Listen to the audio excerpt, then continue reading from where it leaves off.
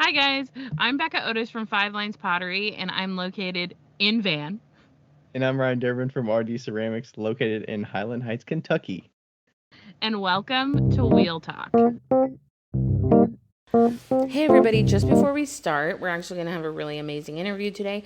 But just before we start, we wanted to let you know because we had not confirmed a book for the book club thingy that we do. And the next book we are going to be doing is Profit First. And we're going to be recording it at the mid amount of February, like February 12th. So it'll probably be out like later February, like maybe 18th and on. So keep your eyes out for that. But also, if you wanted to read it and, listen to us discuss about it, you're more than welcome to. Okay, here we go. Hello, we're live. Hello. We have a guest today. Huzzah! Hi. Becca, I love your glasses chain. Did you see my story? I got this Mm-hmm. at the world famous crochet museum. That is very cool. It's not I bet crocheted that though. is, I bet No, that's so popular, right? they I'm gonna try and get used to it though. They are see, and it's so old. They came off of these glasses. It was like right next to the world famous crochet museum. I'm sure it's like made out of lead. I don't care. Okay, let's tell us who's here. Kara, introduce yourself. Hello, I'm Kara Leigh Ford, and I'm a potter based in Somerset in the UK. And yeah, I'm excited to chat to you guys today. You're our first like our first across the pond person. I, no way. Yeah, for sure. Yeah, you are. Uh, Usually the timing of scheduling with interviews yeah. is a little challenging. Yeah. We're a wide range of time zones right now, so Yeah. Right. We're Yeah. very set in our ways too. We always talk on Wednesdays typically. And so Mm. to get Ryan to talk on a weekend, rough. Oh, sorry, Ryan. it's a good time of year. I don't have shows or anything, but I'll Yeah. be going to the studio later today, so I'll get some time in to Well, throw some thank you very pots. much for having me. It's really Yeah. nice. We're excited for you to come and it's been a long time coming. A long I'm time. I'm a very big fan of the show. I love it. I binge it. Can you tell us about yourself and like, well, we know why you're here, but how about you kind of like talk about like everything So, in where do less you than want me to start? Start from the beginning? Like, well, let's start with like how you started getting into pottery and then how you what you're doing now. Kind of yeah, like what's the plan? okay. So I have always been creative my entire life. Like that is my, I would say the thing that I was always drawn to when I was a kid was like painting and creating things and making little scenes out of cardboard and all that stuff. Um, and I was never very academic. Well, I was always told that I wasn't academic, so I was always pushed towards the arts.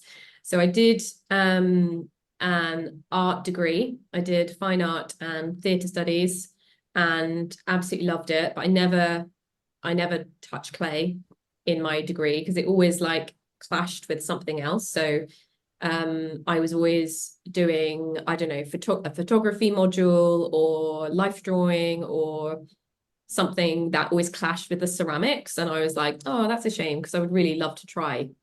I was like really interested in it. And my uni had a great ceramics department, but I never actually went in it, which is a real shame. And then it wasn't until I graduated and I got an office job, which made me realize that I was just like, yeah, this is not for me. I need to do something creative. That I started doing pottery as just an evening class. And I absolutely fell in love with it. Like that first moment that I touched clay and just kind of experienced the material, I was like, wow, yeah, this is it. This is what I want to do. But it then took me another 10 years to kind of get the courage and really learn, like, everything that I needed to know. Well, not everything, because I definitely didn't know everything. I still don't know everything, but needed to know in order to start a business. So to kind of go, right, okay, I'm going to give this a shot. And I was just doing it as a hobby for 10 years, working alongside my day job. And yeah, started my business in 2015.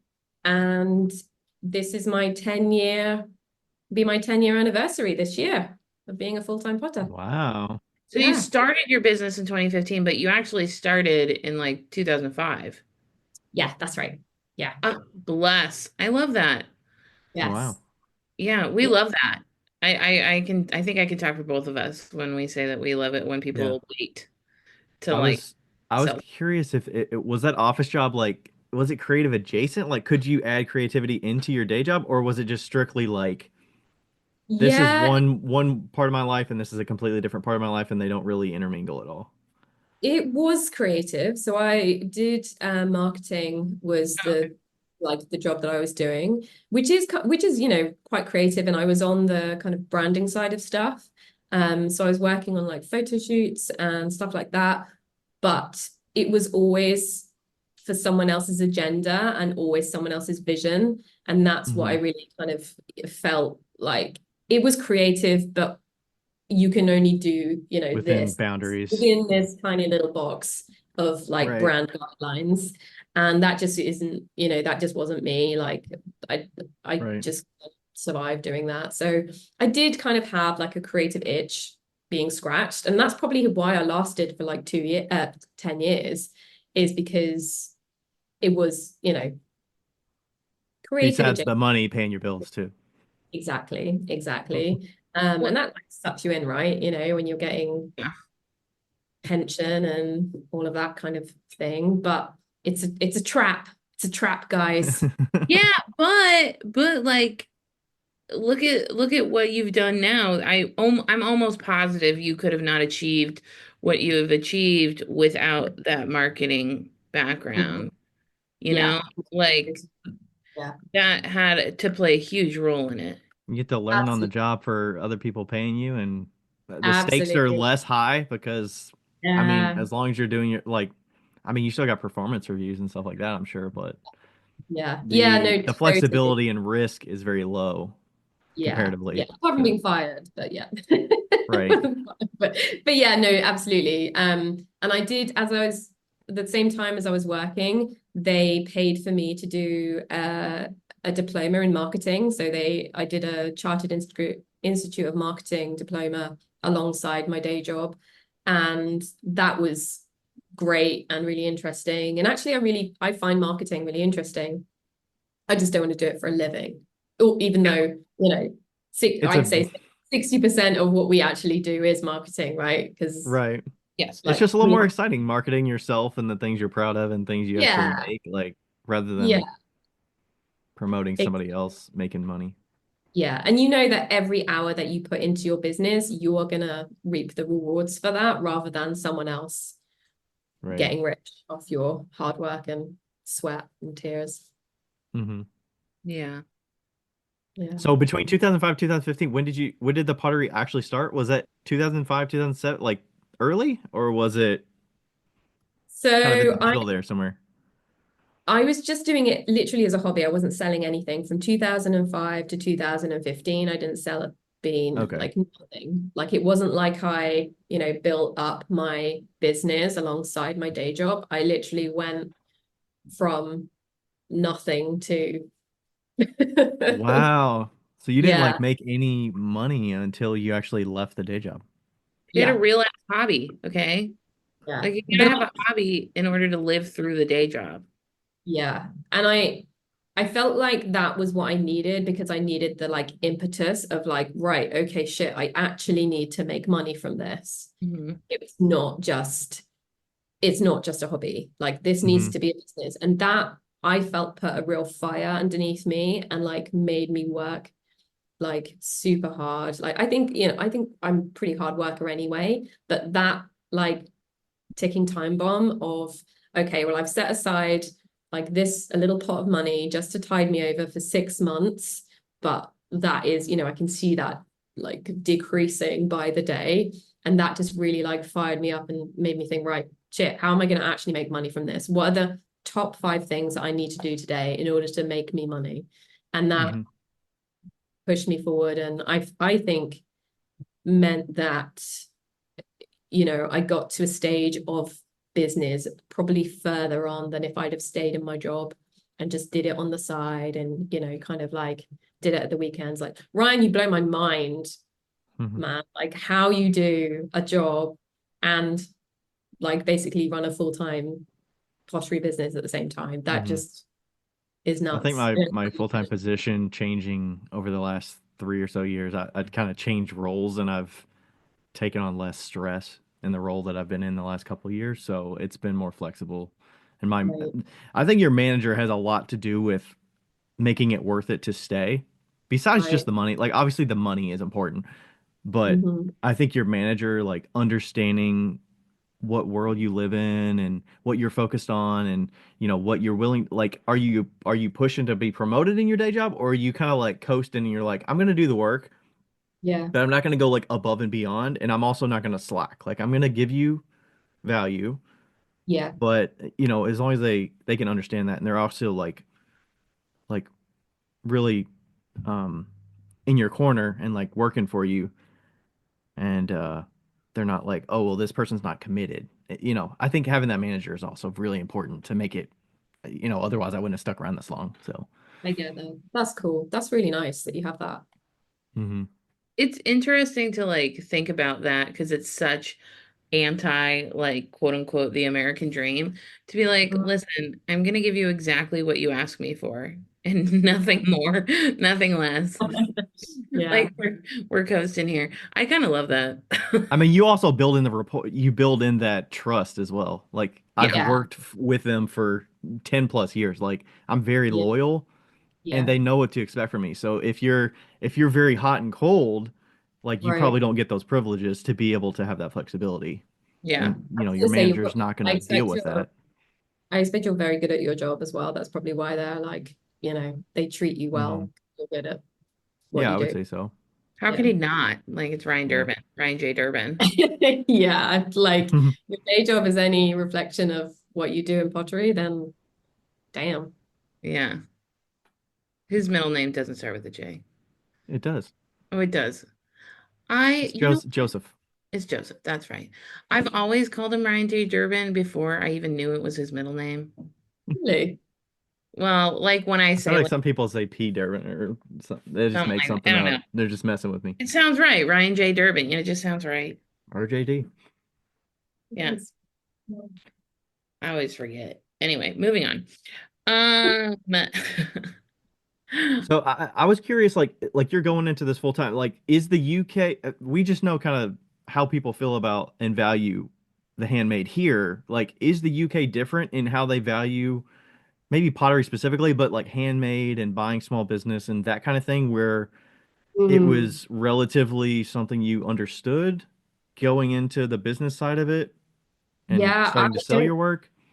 Yeah, I don't think I fully understood that side of the market when I first started because I was way undercharging. I think like most people do, don't they? When they just first start, they undercharge for various reasons. But I think I definitely had a lack of understanding of that market. Just because I didn't have any experience of it, you know, like well, very little experience. I'd done, you know, gone to craft fairs and markets and things like that, but not necessarily the right ones. And I think that's the difference is finding your audience and knowing that there are people out there willing to spend what craft is actually worth. But I Mhm. think at the beginning, I didn't know who they were. I didn't know where to find them. And I didn't maybe believe that they would, you know, I was kind of like very much, uh, not self-doubt, but like, oh, I'm right at the beginning of my journey, so I can't price my work very high. So I'm just gonna like Hmm. lowball it. And in the beginning as well, I didn't necessarily understand that I'm not competing with, you know, factory made. pottery, like things like, I don't know if you know the brand Emma Bridgewater. Do you know Emma Oh Bridgewater? yeah, that's huge. Yeah, so like, that is handmade, but it's factory handmade, which is very different than producing something on a wheel, like one at a time. Like that's Right. very different. And she can price her mugs at 20 quid, whereas, that's because that's that market, right? So, but I'm not aiming for those people.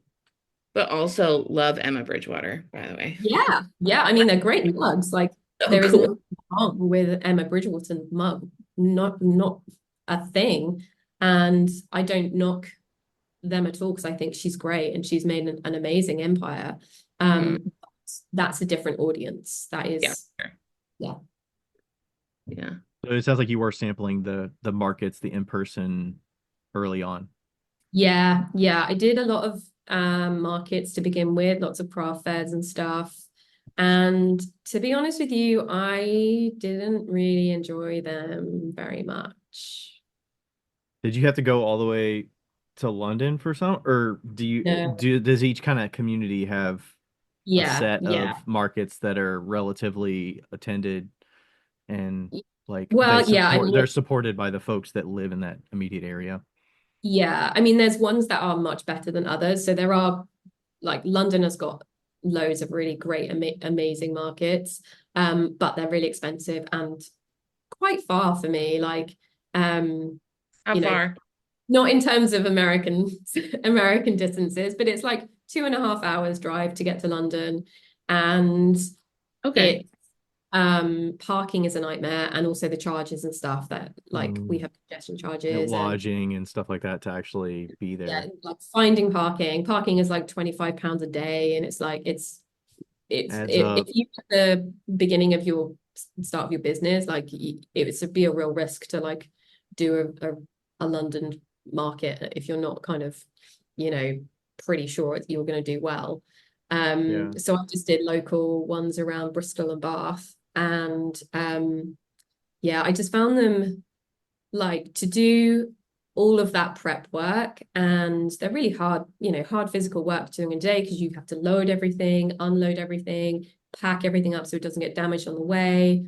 And then, if you're stood there potentially in the rain with no customers, it can be pretty like soul destroying. And I didn't yeah, really enjoy that aspect of it. I feel like our markets over here are less consistent than your guys' markets. I Yeah. don't know whether ours are quite as well attended. I think the weather here is basically like such a big thing.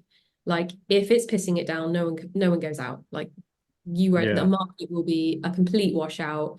You've spent money to be there and like no one goes. So I felt like I'm better off putting all my energy into online. So that's kind of what I did. yeah. How big is the like the town that you live in? Like about how many people is the where you live? I just Um, looked it up if you don't have it handy. Oh. oh, good. Bath, do you It wanna I looked up Bath. It said it well, the 2021 census says about 95,000. Oh, okay. nine? So close to Yeah, 100,000 or so. yeah. And Bristol is about 250,000, is it? Or 200,000, Oh wow. That's a lot. maybe. Yeah, maybe I'm wrong. Yeah, it says yeah, about half a million. Yeah, Oh, 500,000, really. Oh wow, that's more than I City thought. and county. Right. Yeah. Yeah. that's a lot. Urban 700,000. Wow. Wow. Gosh. Yeah. I mean, Bristol's big. Bristol is pretty big. But you live in Bath. So I live in a little tiny village, which is 6 miles south of Bath. So there's only about 150 people in my village. We don't You have like a lied. park. You lied to us. You Yeah. lied. Yeah, I live just outside of Bath. Because when I say Carlingcott, everyone's like, "Where's that?" No one Well, knows we where don't that know where any of it is. Yeah, So Yeah. exactly. Even people from like Bath don't even know where Carlingcott is. They're like where the hell's that? Yeah, it's have you tiny. always lived there, or did you like search out that place specifically? No, so I lived in Devon. So I was born in Devon, in Plymouth, the original Plymouth, where the Mayflower set sail from. Yeah. Oh, I didn't know that. Um, Oh, yeah, yeah, yeah. Plymouth. Okay. yeah. And I moved to Bath to go to uni.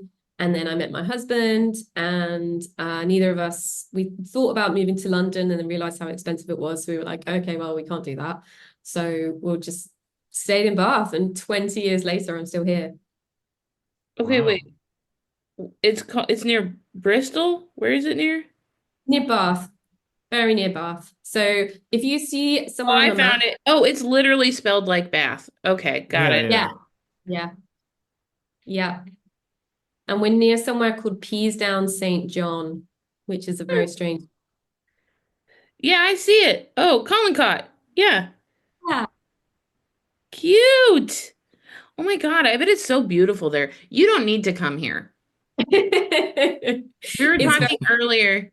We were talking earlier about how she really wanted to come to the United States. It's really all the same. very But it's not though. It's not.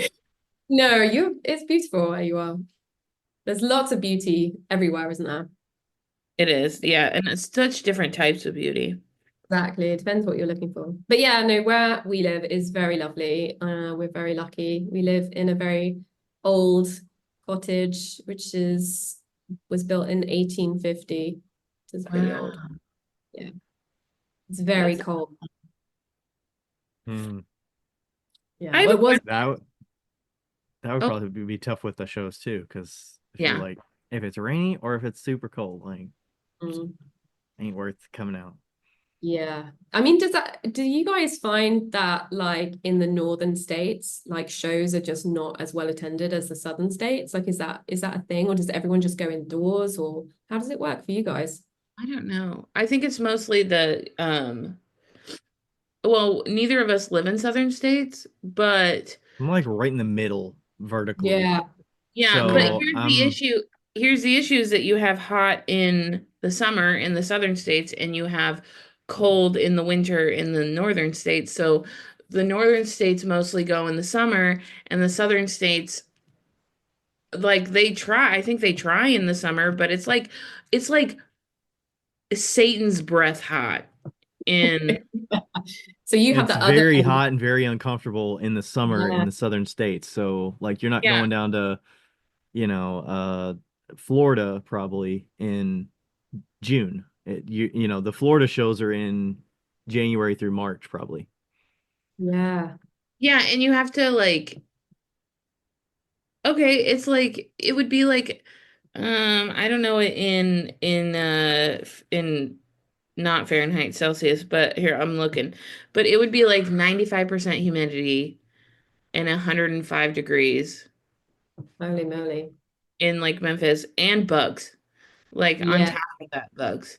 So like let's see 105 Fahrenheit I mean, to a lot of the shows that I'm doing are typically one time a year. If it's like an art show, it's a multi-day show. They only have it once a year. So, yeah. usually it's over a weekend, so Saturday, Sunday, and the weather's obviously going to be a thing. Like it might rain one of the days, but typically the customers build a habit and they keep coming back year after year.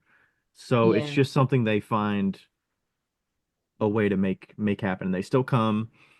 They still want to support, and a lot of times I would go back to the same shows if I was attending, and we would walk, like in my hometown, I would go walk this massive show, and I would just you park in the same spot, you walk the things, you see a lot of the same people of yeah, artists, you might see yeah, some new ones, and you might buy something. And I feel like that's pretty common for our shows, the shows that I do normally. But there's yeah. also, monthly markets that the Yeah. same organization puts it on and they do it every month and it's always the first Saturday of the month or Yeah, yeah. you I know guess it's those ones that I probably have more experience with, so the monthly ones. We do have the bigger annual events. So we have something called Pot Fest. We have Pot Fest in the Fens, Pot Fest in the Park, Pot Fest in Scotland. And they're big shows, right? And and lots it's of all make. clay, it sounds like, if it's called Pot Fest, right? Yeah, it's all Okay. ceramic. And I know lots of makers who make kind of most of the year round and then attend those shows, and that's kind of like where they get the majority of their Yeah. income from, is those shows. And they love that, like they thrive on that, and they have like a little community that they all kind of go around with, and that's awesome. That's really cool. And I might try that one year, but feel like I don't feel like a real pull towards that at the moment. Hmm. That's something that I'm like, I need to Yeah. do that, but maybe It one could day. also be kind of vulnerable too, being Yeah. around, like being in a show that's all clay, because Yeah, you're like truly on a level playing field at that. And then you're yeah, comparing, and it's yeah. hard to just be like, I'm kind of feel like an outsider a little bit because I'm not in their community because they've been doing this In for a the long niche, time. And then yeah, you're like, like, are yeah, people gonna like my yeah. stuff? Are they not? Like, how's my price gonna be?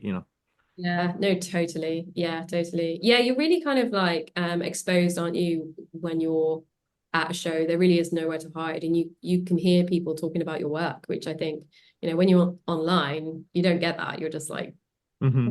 bumbling around in your own little world, and it's none of your Or if business, you right? do, like there's not usually a face there. It Yeah, behind the it's keyboard, it's kind of anonymous in a way, and comment. you just Yeah, so brush you're it off. But if it's somebody yeah, physically exactly. standing there say something, you're like, Yeah, yeah. oh. Well, and also like online, they're able to see your whole like online personality, whether that may be real or not, like uh because everybody hides a little bit of them. But Yeah, and then when you go to a show, they're seeing like the real, like they're just seeing a snippet, right? When you go to a show. And so like I sometimes I'm like, man, you know, they might like sometimes I get a lot of purchases, I'm sure, because people like me, you know? And yeah, like my work is good enough for them to buy it because they like me, but like when you go to a show, you're like, are they actually gonna buy it? Like, are they gonna? yeah, Hmm. yeah, totally. You Yeah, know? I heard talking about that with Sarah from Not Work Related. Oh Related. yeah. Yeah. I love that. Yeah, it's really interesting, isn't it? And I feel like that crosses over into wholesale as well a little bit, because often shops who represent you, you're going to be completely new to their customers, right? You're not going to have all of that kind of other branding behind you to support it. And so your work is very like just vulnerable. It's just there on its own out there in the world. And it has to be even stronger to be able to kind of like cope with just being by itself and just Yeah. being. And I've had a few conversations about that with previous wholesale sockets of mine, and because I feel like I price my work quite high, and I do that because I don't want to. I'm not really a production potter. I don't want to have to Yeah. churn out work. I want to be able to be sustainable with it, and for me to be able to do that, I want to price it a little bit higher. I also want to be able to stock shops, and for me to be able to take the hit of wholesale costings, or wholesale pricing. But on the reverse flip side of that, some shops would struggle to sell a mug for £44. They would be like, oh, that is pushing it, Kara. Like, you haven't got any of your other Instagram behind you to like to Help say, sell it. Yeah. And you can't yeah, physically to, be there. to to sell the story. And it is like, branding and marketing is all about telling stories, I think. Mhm. Um, Yeah. if you're looking at it in a positive way, it is all about storytelling and making a connection between the artist and the piece and the customer at the end of the day. And when your mug is just sat on a shelf in a shop, you don't have that. And sometimes that is kind of like, yeah, there's a difficulty with pricing sometimes with that side of things. But yeah, Right. And you don't want to have to lower it. I was just looking it up. 44 pounds is 55 US dollars for folks and out it there that are wondering kind of where that sits. yeah, Which how is does that really not that expensive here now. really? I was gonna say, because you guys, I feel like you guys have probably a bit of a stronger market for higher end craft. Like, people don't bulk at paying like $60 for a mug. like that sounds okay to you, does it? I mean, Well, Well, yeah, I mean, I think it depends on what you're looking for. Like, yeah. I yeah, would guess there's some people that see the uniqueness of a piece and they're like, I don't need to know more about the person to legitimize this purchase for me. yeah, yeah, I mean, it kind of depends on what kind of income they're at, but Yeah. I think I do think you're right that I think Isaac said that's what like 50% of it is the piece and 50% of it is you that they're trying to buy. So like I think it makes it easier to sell it if you can actually be there to talk about it. yeah. But Totally. it makes that purchase easier and they want to support you. Um, but yeah, Yeah. 60 like I think I might have a that's the higher end of my mugs. Is Like it? I don't have mugs that are average. My average mug is about 40 or so, maybe Okay. 42 or so, because they Uh-huh. range from like 32 up to 75. So, Right. Yeah. that's kind of And like a like middle spot. my older fancy pots are they were like $100, and like sometimes when people hear that they're $100, like they would, it's so funny, they would be like, I'd be like, well, they're 50 and they're 100, so I would basically say 50 is the same price as your pieces, and I would Hmm. essentially say like the small ones are 50 and the large ones are 100, and they'd pick a large one up thinking it was small, and which Right. there's a clear difference, by the way. There is a clear difference. But and like I've had plenty of people set them back down because Mm. they could not afford it. I've had people tell me that $15 was too expensive.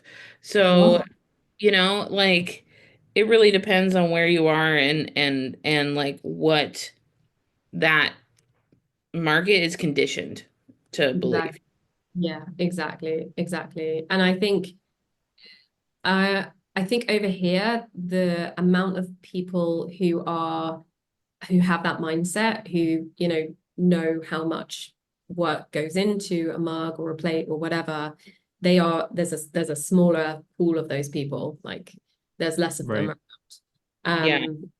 And if we're going to be charging like upwards of £60 for a mug, then they're going in an art gallery. They'll be in Yeah. a gallery rather than a Yeah. gift shop or And then a the artist is paying a cut of it to the gallery to yeah, get, an amount back. And yeah, yeah, yeah, yeah, I was kind of curious what the um I know it seems like there's also just a smaller audience there because the population's just not as large. I guess it depends on if you're in yeah, the big cities, but um, it seems like it's very locally supported if you're doing shows like that. Like, yeah, yeah. people aren't traveling a long way to go to Bath for a Yeah, a no, show. They're probably Yeah. gonna stick to their area.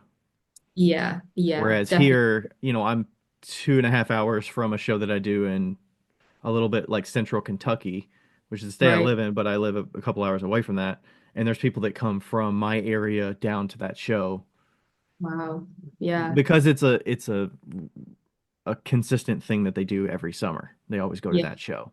And the show's yeah, been around for 50 years and it's just, yeah. regularity. So you're able to kind of pull those people from a couple hour radius of your area. Well, Sure. Sure. also I think it like kind of also adds to that whole, the pot show or whatever. Like I'm sure that there's people that make that show their show every year. They're like, "Oh, we got to go to Yeah. this." It's the same type of thing. Like when I was growing up, there was like one art show in the town that I grew up in that was like big, and we'd always go to it every single year, and it was a big ass deal. And I think that everywhere has something like that, but maybe the demographic and like just because maybe like the United Kingdom it's a smaller country, maybe it's a little bit different in that regard, you know? Yeah, I think so. I think you're right. I think the annual shows are probably the ones that people are willing to travel further to because they have, they have a lot more to offer. But we don't have that many of them, like Right. Potfest, and there are like other ones as well, but there really aren't that many. Like and you're competing then with all the other potters and artists who want a slot. So it feels like there's more riding on the shows. If you rely on the shows, there's more like Yeah. uh, emphasis, and you have to have good ones, because otherwise, if you don't, then you're screwed. So Yeah. Mm. yeah. Like the people out, because, and also we talked about this a little bit, but people don't realize how big the United States is. Even the United States doesn't realize how big the United States is. Like, Yeah. Yeah. there's people that do show circuits and they do 10 shows a year and they do the big ass shows, the ones that people go to every single summer and like that are like, oh, we have to go to that show. And within the within the literal geographical area of those shows, you could probably fit three of the United Kingdom in. So Yeah. like, and Yeah, they're driving 10 hours or so to a show, maybe. yeah, Yeah. I don't think you're planning on going to Portugal for a show. Like, like, Yeah, yeah. We tend not to do that. Not so much. Yeah. I mean, so there might be people out there who do, but I don't know them. yeah. But yeah, I mean, like it's a totally different culture of Yeah. art, and I would also imagine it's a lot more expensive to live in the United Kingdom than it is to live here and to like make money selling art. Yeah, I mean, I don't know like comparative wise to like New York and places like that, but I Oh yeah, think it is, yeah, it's pretty expensive to live here right now. And since Brexit as well, I mean, let's not go into politics, but since right. Brexit, things have just gone really expensive. And the war in Ukraine as well, like our Yeah. energy prices are crazy. And yeah, it's been tough few years, really, for everyone, hasn't it? Yeah. Yeah. So with you focusing on more online these days, I would guess you're besides, I mean, some of the sourcing of materials and shipping costs and material costs, um, how has that, like, how do you handle online sales these days? Like, what's your cadence of how often you do it? How many kind of pieces are you doing? Yeah, so I do kind of like shop updates, like, a lot of people do. So I will shop my shop for a while, and I will make, a collection of work and then release it all in one go, rather than, uh, you know, putting stuff online when it comes out of the kiln. So I save everything up and then shoot it all at the same time and list it all and then upload it. And I probably only do one of those maybe every 3 months, not that often. Um, but in between time, I do quite a lot of commissions for restaurants and things like that. So I am still kind of Mm, making all the time, but not necessarily all for my own shop. And I do wholesale as well. Like that is probably about 20% of my business is wholesale and orders wow. trade. And then I'd say maybe 40% is my shop, and then the rest is through teaching. So like teaching workshops in person and my Patreon. And I And that's do, about, so that's about the remaining 40% or so. yeah, yeah. And I do a bit of writing as well. Right. Yeah. Yeah, but that doesn't pay any money. So yeah. No. I was gonna ask you with a different That's no money. you're spread pretty wide with your different projects that you work on, and I suspect like a lot of this it kind of ebbs and flows. You choose where you want to put your energy.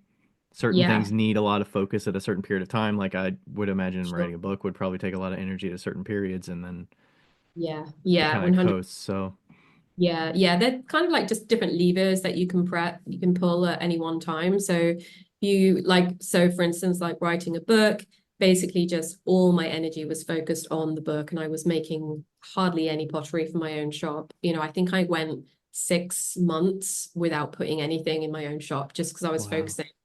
A lot of my time was literally just head down, concentrating on that. Um, and then I was really lucky that I had my Patreon and my teaching, which kept, tided me over and kept ticking along alongside that, and I was able to manage both at once. But always something has to, something has to give. I couldn't devote every single, you know, I can put 100% energy into every single thing. It's like something that always has to be at the back of the queue, doesn't it? Mm-hmm. How many Yeah. books have you officially written now? Yeah. Two. Two. All right. What are they if people want to look them up? Obviously, the one is coming out very soon. So, Thank you Yeah. for asking. So my first book is Pottery for Beginners, and that was very much a book that I wrote with, you know, I didn't take anything for granted. So if someone has never picked up clay before, that is a great book for them. And there's lots of projects in there. So if you've just done a few classes or been to a community studio and you think, hey, this is great, I want to know more, then that's the book for you. Um, and that one published in 2001, I think, during COVID. And 2021. 2021. You said what did I say? 2001. I'm like, that 2001? old? Yeah, no, that's not right. 2021. 2021, when COVID happened. And then my newest book is called The Essential Pottery Notebook, and that one is being published in the US on Monday, which is the 28th. Monday. Yeah. Yeah. And that is, I have a copy here. Ah, Oh. Huzzah! I like the ah, size of it. It's not super cumbersome. It's very like, cute. yeah. It's notebook size. It's notebook Hmm. size. And it has this amazing special binding, which basically it means it's a flat lay binding, which means I was hoping you would show that. you Yeah. can write on it like just with one hand. You don't need to, it Oh doesn't yeah. focus on itself, which yeah, I loved. We looked at having spiral bound as well, but I was just not comfortable with all the plastic in that. I was just like, after I'm gone, I don't want thousands of books to be just slowly rotting in landfill. It's just like, no.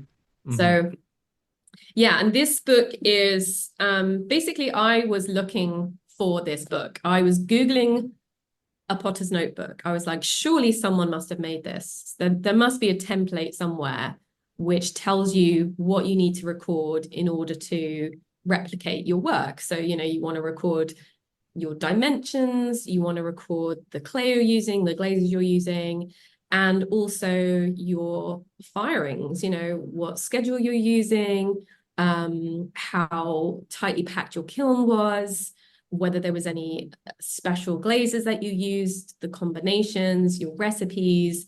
And there just wasn't anything like that. There wasn't anything on the market. And I was just like, surely not. This can't be right.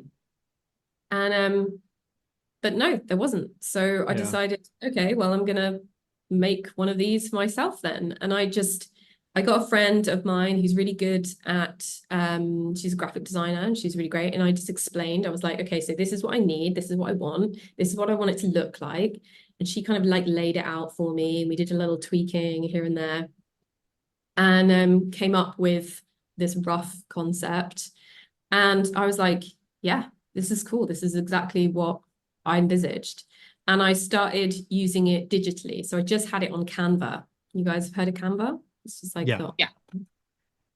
and I was just using it, and then I tweaked it for a bit and moved stuff around. And as I was kind of like using it in my own studio, I was like, okay, it would actually be really cool if I had a bigger section here and a smaller section there. And I'd really want somewhere to record what my cones look like after they've been fired.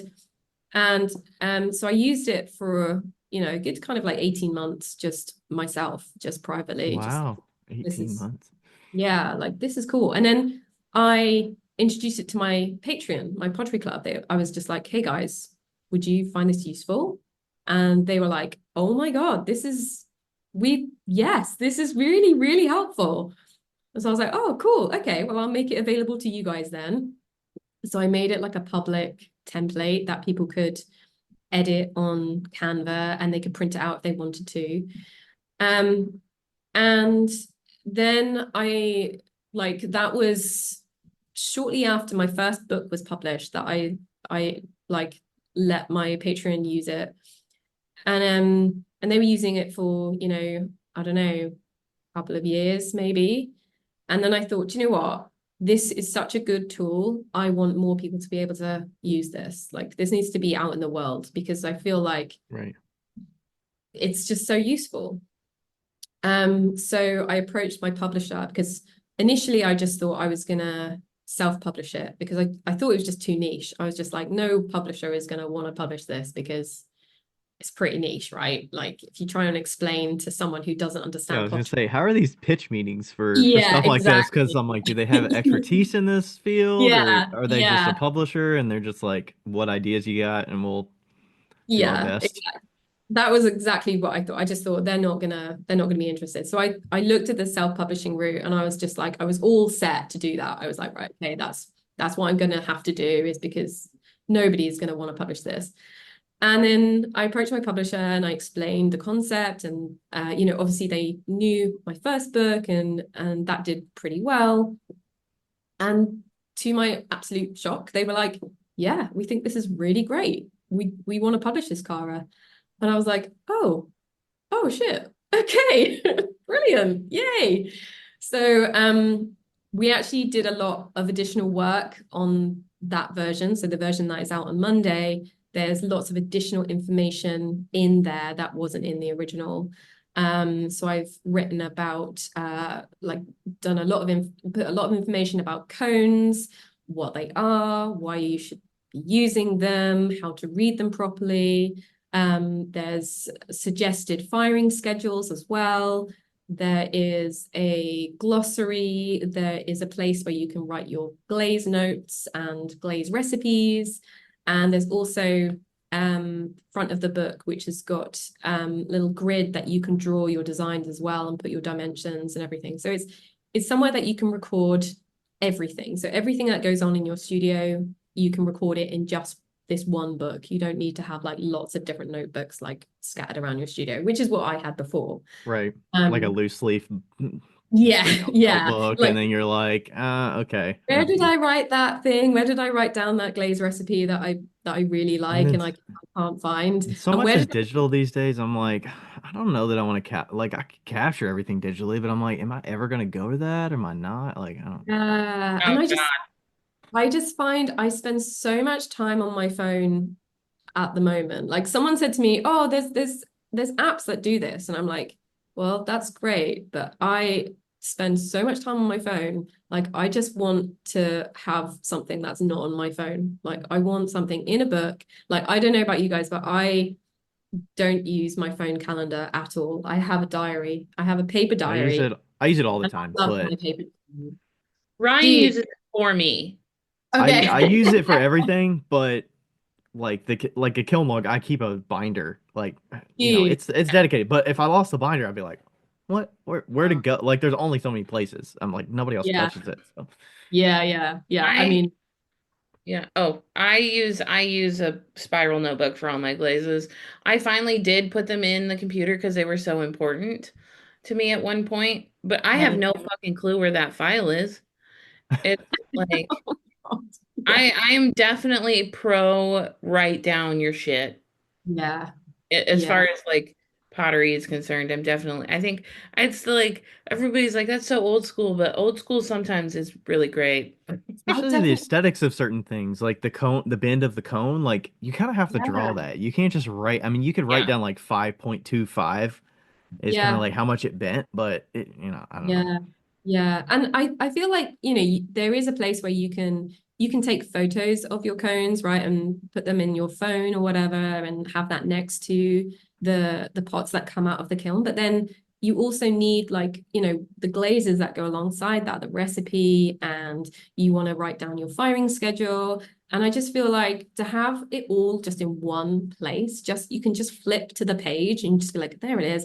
And like if you're making something, like for me, I will make something and then I might not revisit that for like a year or more. And I'm not going to remember what I did like a year ago. So it's like just to have that, oh, well, it's in my potter's notebook. Of course it is. Just Hmm. to know exactly where it's going to be and just be able to flip Yeah. back to the page is like, oh, there it all is. Yeah. Hi, everybody. I am just getting on and interrupting to talk to you about NCECA and LNL and what you can be prepared for when you go to NCECA. If you go this year, which is in Salt Lake City, they are actually giving away a plug and fire kiln. So that's really exciting. Usually they give away a bigger one, but I think the plug and fire is so much more accessible, and yeah, I'm really excited to see who gets that and how they can use it and everything like that. Not only are they giving away one at their booth, which is number 508, but they are also giving one to a teacher and their student from the K through 12 exhibit. So if you know any teachers or students that are going to be in the K through 12 exhibit, you should definitely tell them. How exciting is that? Anyway, so yeah, they're also, we always say this every year, but they're going to have special prices for the kilns that they have at NCECA. They have 3 kilns. They have the E18S-3, the E23T-3. That's the most popular model. I believe that's a 7 cubic foot kiln. And one E2827. And so those are all going to be at NCECA, and they're all going to be for sale at a discounted price. And you can email them at sales@hotkilns.com and ask about what that price will be. And yeah, it's going to be great. NCECA is going to be awesome. All the things are going to be awesome. And not only that, but I'm actually doing a workshop with Sephora from Seaport Ceramics, SIPOR, and it is sponsored by LNL, so I'm going to be changing out the elements in my plug and fire, changing out the relay, changing out the thermocouple, so that you guys can, if you haven't done that before, that way you can have a really comprehensive workshop on how to do that. So, anyway, you can find all this stuff at hotkilns.com. Yes, I agree.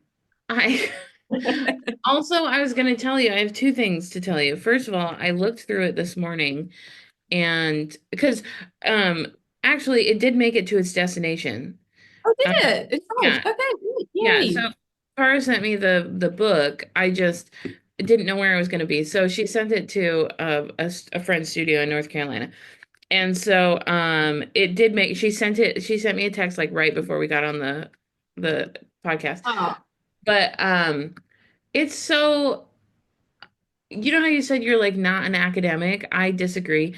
I am really, Ryan can attest to this. I'm really picky about how people convey information, especially with pottery, because a lot of people aren't really like they don't like, I'm like, that's wrong.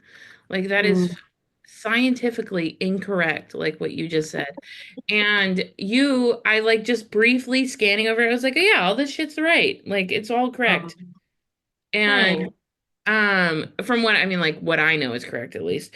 And but that, and it's like designed beautifully. And I'm really excited about, I have a workshop with Sephora on February 12th about kiln maintenance and kiln, No like, way.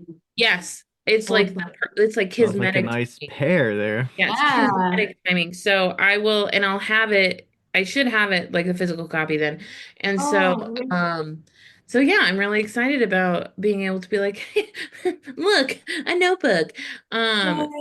yeah, so Oh, that'll be well, really I'm cool. gonna send Sephora one as well because yeah, but she's in, so I need to send one from here rather than the States. But Right. yeah, yeah. Yeah. Yeah, but yeah, so saying that I'm not academic, so I'm actually dyslexic, which, like, all the cool kids now are neurodiverse, right? Like Right. Hmm. back in the day when I went to school, when I was at secondary school, like Yeah. that was not cool. That was not the thing. And I didn't even tell my secondary school about my additional like educational needs. I didn't tell them because I was like, well, they're not going to help me with it. They're just going to make me feel stupid. And yeah, so I decided to not tell them. But For me, I think it really helps me in pottery because I think in three dimensions. Like that's how my brain works. And with the designing of the notebook, it needed to be so, so clear. Like I just wanted to explain everything and for it to be really instinctive of how people should record or can record their work. And yeah, I just feel like it's been hard writing a book with dyslexia, but my publishers have been very, very supportive and really lovely. And they actually said, like, Kara, if you hadn't told us, we would have never known. That's So cool. yeah, Yeah. yeah. Well, and your first book is wonderful too. Ah, Um, thank yeah, Yeah, the Becca got the first book semi recently. I paid money for the first book, guys. Oh, I thanks, paid money for the guys. first book. Uh, and I actually bought it for my niece who is 8. Well, she's 9 now, You and tell she me how it's finished. Yeah. and so we did like pottery lessons and she's got no follow through. So I don't know how, like, she's like, we kind of like stopped, but I do know that like I made her read the book. So, yeah, and it did help. So it is nice. Like the fact that an 8-year-old, a 9-year-old can read it tells you a lot. So, That's nice. Yeah. And I really wanted to explain. So one thing that my editor that I was working with said to me, she was like, write the book for someone who can't see. So write it as though you don't have sight. You need to explain everything in words. Like don't rely yeah. on the pictures. And I was like, wow, that's so helpful. And that's kind of how I approach writing both books really is from that perspective. So yeah. And the Edward Orton Foundation, I have to give them a big shout out. They're the guys who make the cones. They helped me with the Essential Pottery Notebook. They checked it for me and looked at everything and made sure all the technical information in there was correct. And they were super excited about it and really supportive. So I want Oh, to I give love them that. a I big Oh, bet shout that eased up out. some of the burden because a lot of that stuff you're writing in there, and I'm like, this feels set in stone if I'm writing this in a book, so like it better be right. Yeah, I know. Yeah, that is kind of like quite nerve-wracking when you're putting stuff down on print. You're like, holy shit, what if this is wrong? Like, but Right. it goes through so many rounds of editing that, yeah, it's yeah, but still, even then, when I first got my hard copy, I basically was straight in there, like looking, like checking Right. everything, making sure it was The all, in the Edward Orton Foundation, like people know Orton cones. Orton, that's what that name. yeah, yeah, Yeah. exactly. Yeah. um, but I apologize that I keep getting back up. I'm in this room and I have locked 2 cats in here while we've been in here, and I was unaware that I locked two. Oh, you And so didn't I've not had to do. get up to let both of them out. Oh, Oh, but also I wanted to say that the you have the cone charts in here, and can you close that door? Thanks. I opened it because of the cat. Okay, sorry.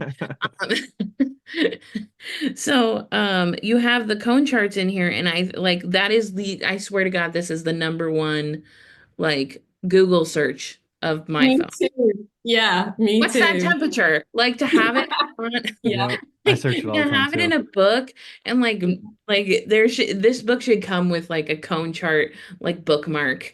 Be oh my like, God. Yeah, you could put little those little stickers like yeah. on the page so you can just like flip straight to it. Right. Closer. Yeah, it's like it needs like a cone chart like bookmark that's just like, hello, this is what you will be. It's gonna be the dirtiest page because everybody's gonna like Yeah, that page for yeah, sure. yeah. 100%. Yeah, And yeah, I love that you put kiln schedules in here because like and some of them are super super simple. yeah, Um, but I would say most of them are actually pretty simple, and that's just like great for somebody that's just starting out that doesn't even know how yeah, to actually do a schedule, you know. yeah. is really Yeah. important. So 100%. And that's one of the most common questions like I get is when someone buys a kiln for the first time, they might be buying it from Facebook or eBay and it's secondhand and might not come with a manual. And, at the community studio, they don't teach you how to run a kiln, right? Like you have to work it Right. out yourself. And you're just like, well, where the hell do I start? And so I get loads of questions about like, well, what firing schedule should I use? Like, where do I get those from? Like, where does that come from? So I Mhm. thought I'd just put a whole bunch of really simple ones in there just as a starting point. And obviously, I encourage people to do tests and make sure that what their work is going to be, it's going to actually benefit from those kiln schedules. And you might need to fiddle around with them a little bit, and you might need to test some glazes and test some different clays out to make sure that you're getting what you want. But it's a starting point, right? It's somewhere that you can Right. just, okay, bisque firing, right? I can just do that. And that's a starting point. And then a cone six firing, okay, well, I can start there. And it is just basically a starting point for yeah. people. I think the kiln stuff is interesting because it's one of those things where it's not like taught that much. I think it's because like people don't want the liability of teaching something and then something goes Yeah. wrong and then they're on the Yeah. hook.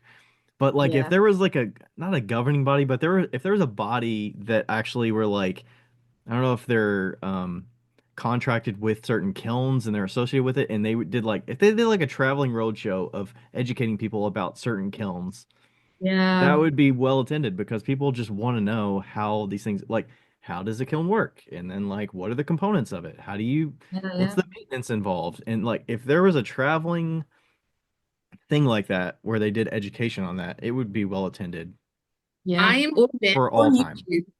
Or YouTube. yeah, I am convinced that if they offered a service with their kiln, like if whatever, whoever's selling your kiln, like if you didn't buy it online, if they offered a service that they would come to your house and help you fire it for the very first time, the Yeah. amount of money they would make just because Absolutely. people are so scared to fire their kiln the first time. And it's so simple. I've done it for people. I mean, I've done it for people. Like they're like, Yeah. Me I bought too. this 3 months ago and I haven't fired it yet because I'm super scared. And I'm like, well, let's do it. Let's fire it. And Together. like, I was like, I'll fire my stuff in it so you don't have to feel scared, you know? Yeah. Yeah. And it is really scary. Like it is, Yep. it gets to over 1,000 degrees. That's really scary. And it's in your house and it's like next to your kids. Like you don't want these things to go wrong, right? And Mhm. but at the end of the day, if you follow all of the safety instructions, you're just vigilant and you are there with your kiln, there's very little that can go wrong. Obviously Yeah. there are things that can happen, but if you follow all the safety regulations and you're just Yeah, careful, the proper it's very safe. electrician, hook it up and Yeah, they're super safe. Like modern kilns are so, so safe nowadays. And when you start firing with them, like we don't think twice about firing our kilns, right? Like I'll set my kiln, I'll just go to bed and then it'll be done by morning and I'll wake up and hey presto, there it's done. Whereas in the beginning, when you first starting, like it's terrifying and you're watching it like a hawk and you're like, oh my God, is that right? Is it doing it hmm right? Am I gonna, end up yeah. like destroying my work or am I going to end up like burning my house down or whatever. So I really get that. And I hope that the information in the book is going to really help people to kind of overcome that and start enjoying their kilns and start like getting the most out of them and experimenting and trying stuff, but in a safe way and recording everything. And that is really important is to record everything so that then you can replicate it. And if you do make a mistake, not make that mistake twice. Was it fun? Like, agreed. Absolutely agreed. I was just kind of like reading, but was it kind of like nice to make a book that you got to like just copy one page like 45 times? And I think there's probably like 20 pages of actual information, you Yeah, know? yeah, yeah, absolutely. Oh my gosh. Like compared to my first book, literally my brain was fried by the end of that. Like that took me 9 months to write, and I was a broken woman at the end of it because there is so much like detail in there, and every step had to match the picture. And then, it was there's a lot of information in that first book and this second book because most of it, well, not most of it, maybe I don't know, 70% is the That's what I template. would say. Yeah, So Yeah. the the contents it says kiln notes page 36, and then the next one is 160 is the next page. Yeah. yeah. So yeah, that was like, yeah, that was kind of yeah, felt much easier. But then the thing with this one is I'd done a lot of the work prior to it actually going to the publisher. I'd done a lot of the research, I'd put it all together, and yeah, so the 30 odd pages of information that's in there, that's the thing that I had to kind of like write, and like that was the uh Massage and make sure it's good. And yeah, the intense part of this book, yeah, didn't feel half as difficult as the first book, yeah. which was 92 pages of. And I feel horrible now because now I see it. And you sent it to me a while ago to look at. And honestly, I saw the 192 pages. I was like, oh my gosh, I'm never gonna get to that. And I was Oh, like, I gotta read all this. And I never opened it until today. I should have said to you, I And should then have I was said, like, oh first. no, I feel horrible. I Oh, could have looked over this. It wouldn't have taken me 4 months to look over it. And I oh, was just don't putting it worry. off because it had 192 pages. I was like, oh my gosh, now I feel horrible because I didn't know that much of it was kill notes. And I was like, oh man, I could have read this many My bad. times over.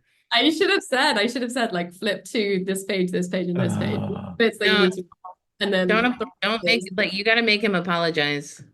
He's I had it in my email unread, and I was like, man, she's gonna be pissed at me not getting back to that me. is Brian's biggest red like beige flag, I guess, whatever, is that he has so many emails that he doesn't read.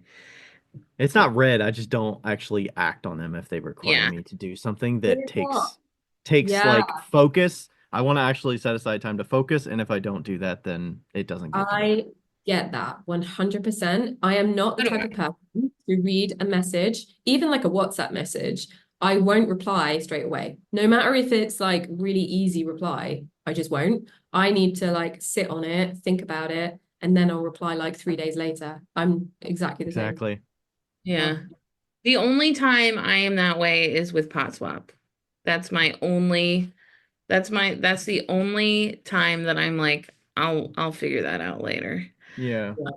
Because I hate it. I So think I just want to make sure that I'm fully committed to the thing that I'm doing so that I don't do something wrong or overlook something and reply Yeah, inaccurately or something is not like, yeah, I just want to make sure that I'm accurate I get yeah, that. and correct he- with my response. So, Ryan, you didn't get told it just has to be done. It doesn't have to be perfect enough yeah.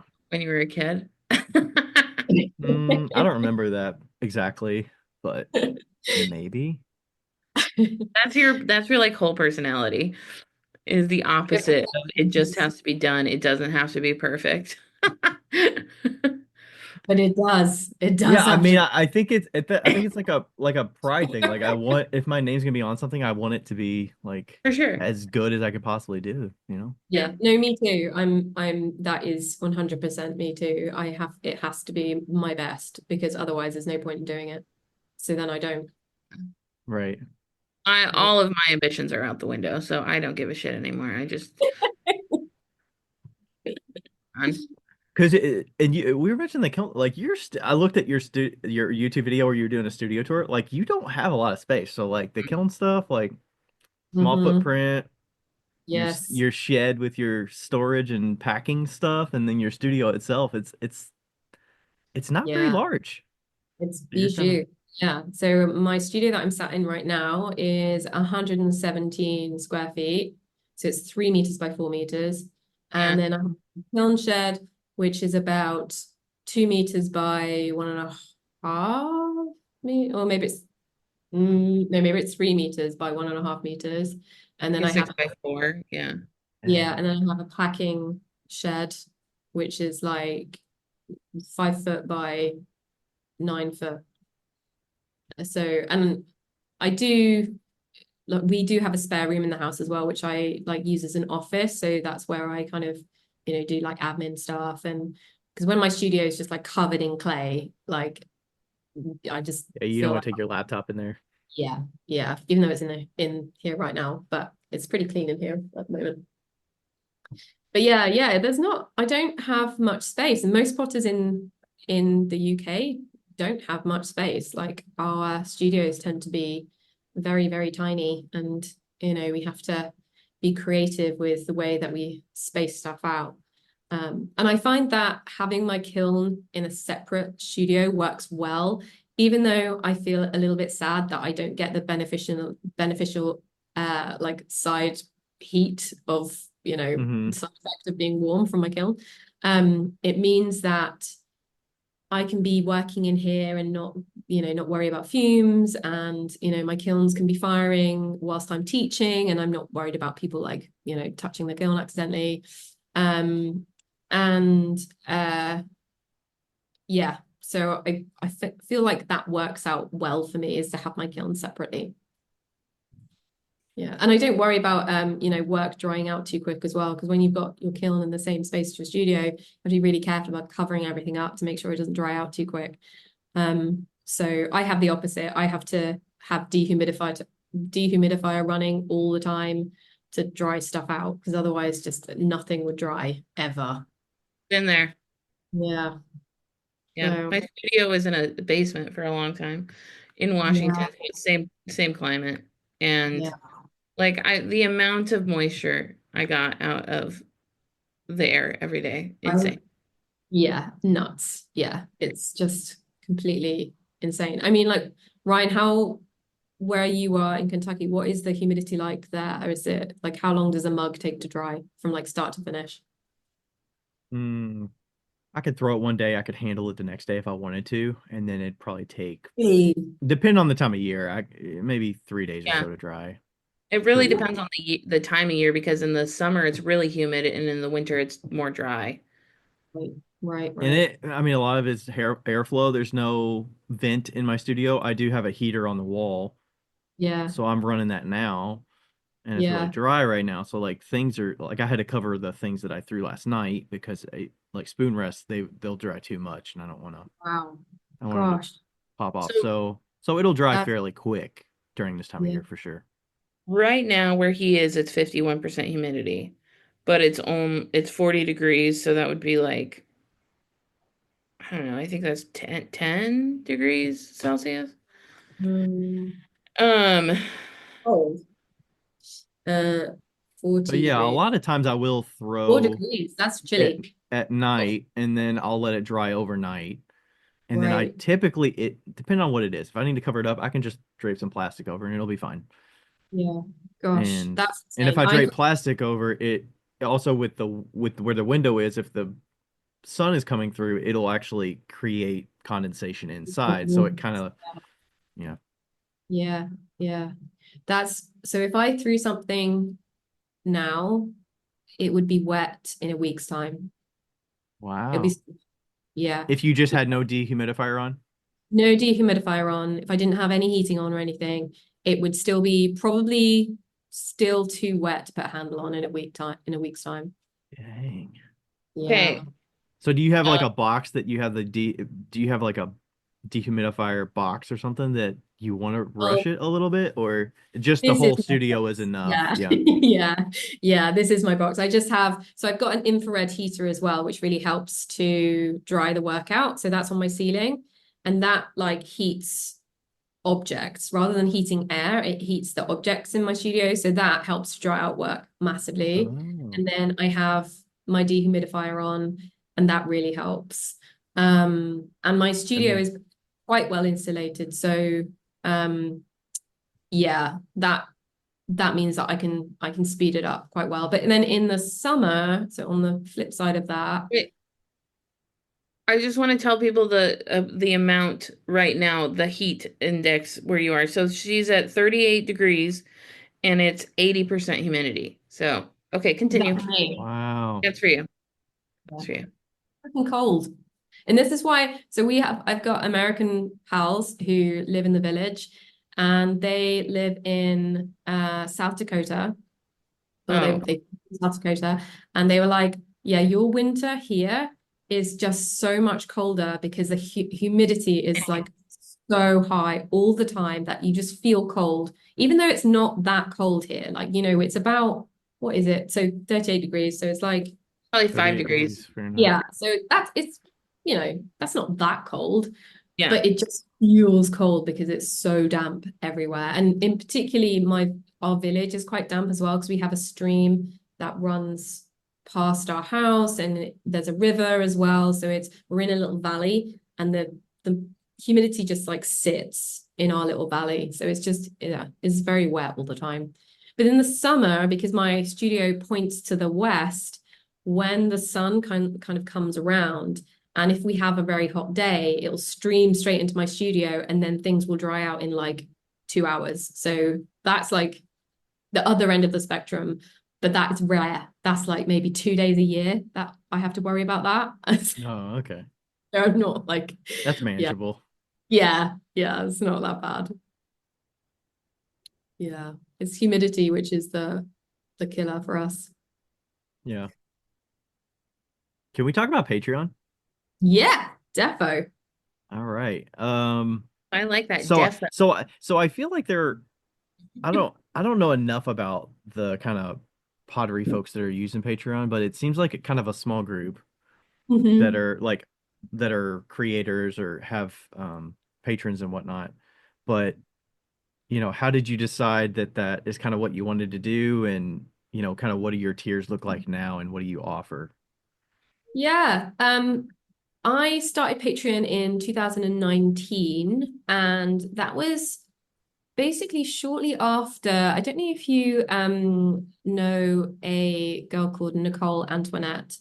She was on Instagram like early doors. I don't think she's even on Instagram now, but she was a writer and a blogger, and we connected over walking. So me and my husband were walking the Southwest Coast Path, and Nicole Antoinette walked the Pacific Crest Trail and Appalachian Trail.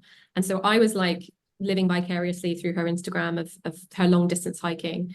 And we just connected over that because she saw that I was walking the Southwest Coast Path, which is a 630-mile path, which goes all around the coast, the southwest coast of the UK.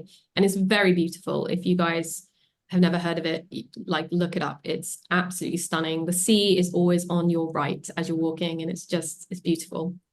And loads of history, loads of like pirates, and that's where, do you know Poldark? Have you heard the show Poldark? I don't know if that's a No, thing. I No. haven't. No.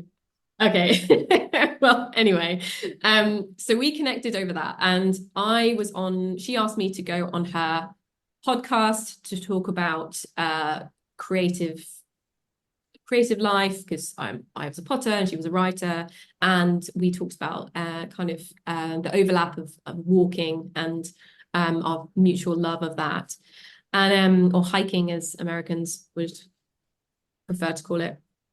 And she suggested to me, so I was in a quandary because I was sharing a lot of my processes on Instagram, and I got so many questions in my DMs every single day, like asking me the same question over and over and over again. Kara, how do you do this? Kara, how do you do that? How do you center? How do you cone? Like, oh, what wheel have you got? What, how's your studio set up?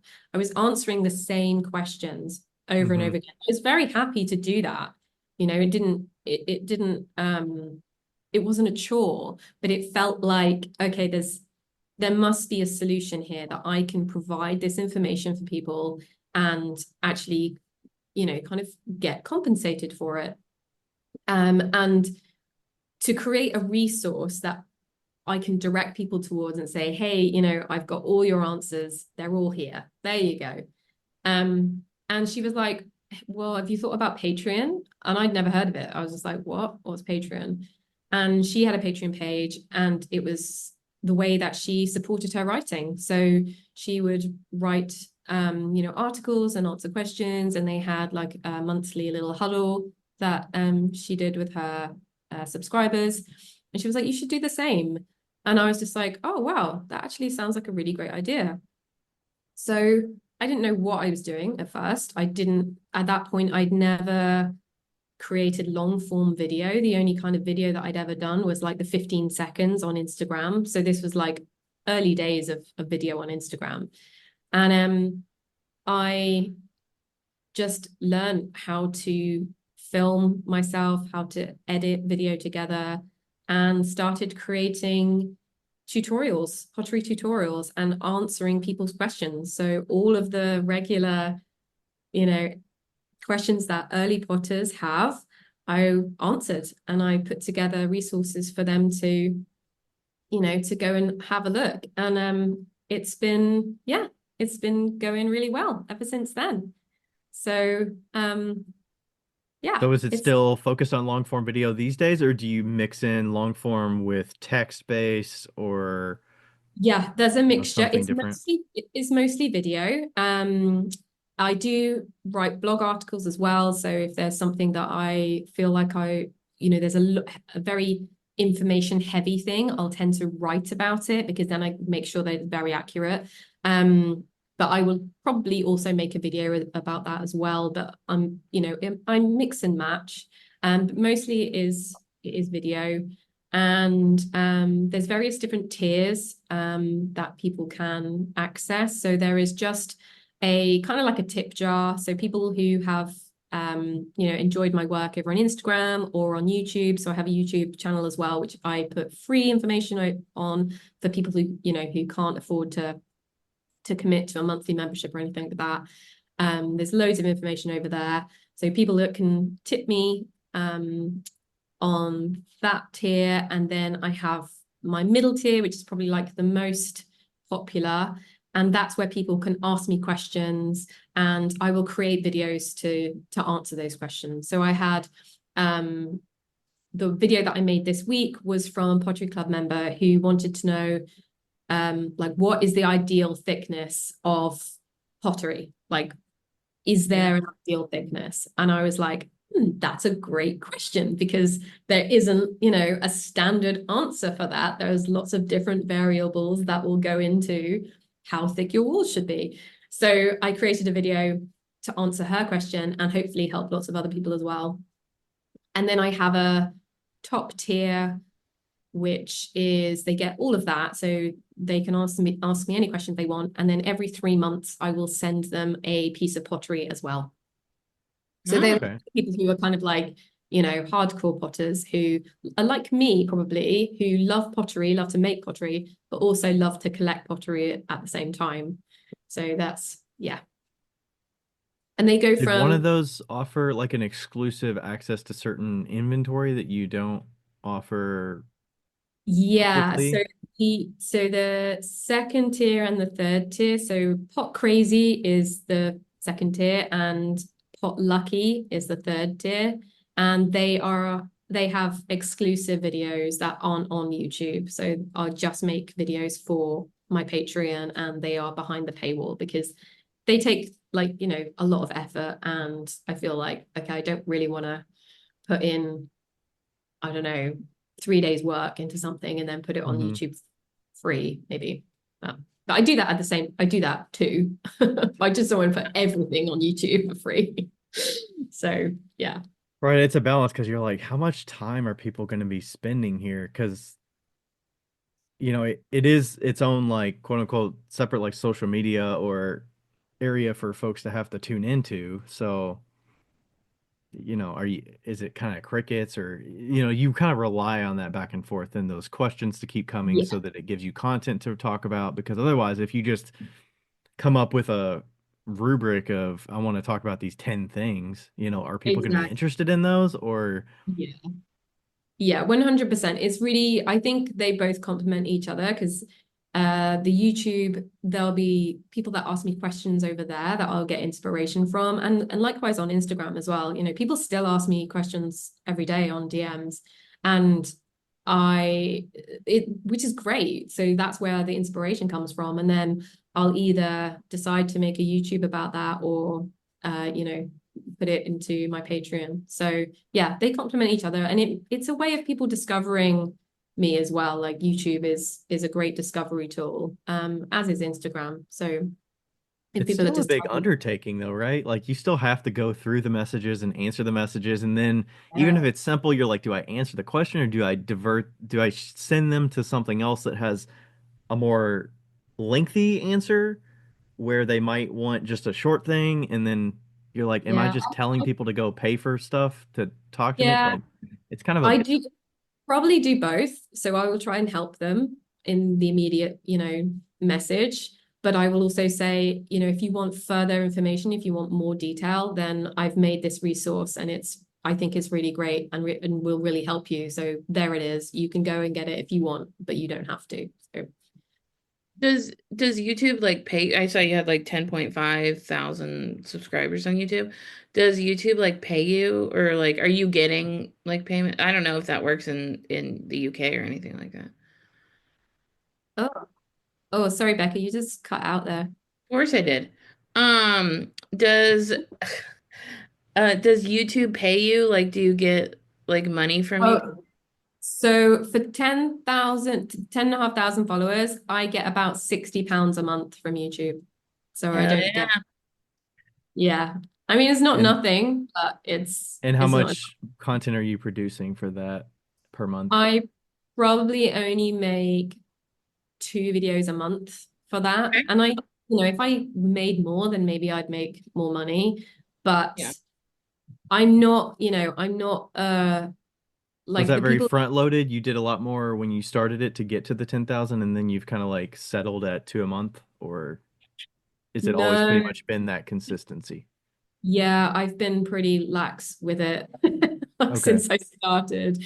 In fact, I'm probably put more on YouTube now than I used to. Just because I've now got better at editing and I've got more comfortable with the camera and I just got probably more quick at the process. So it doesn't take me as long. So now I can produce a little bit more.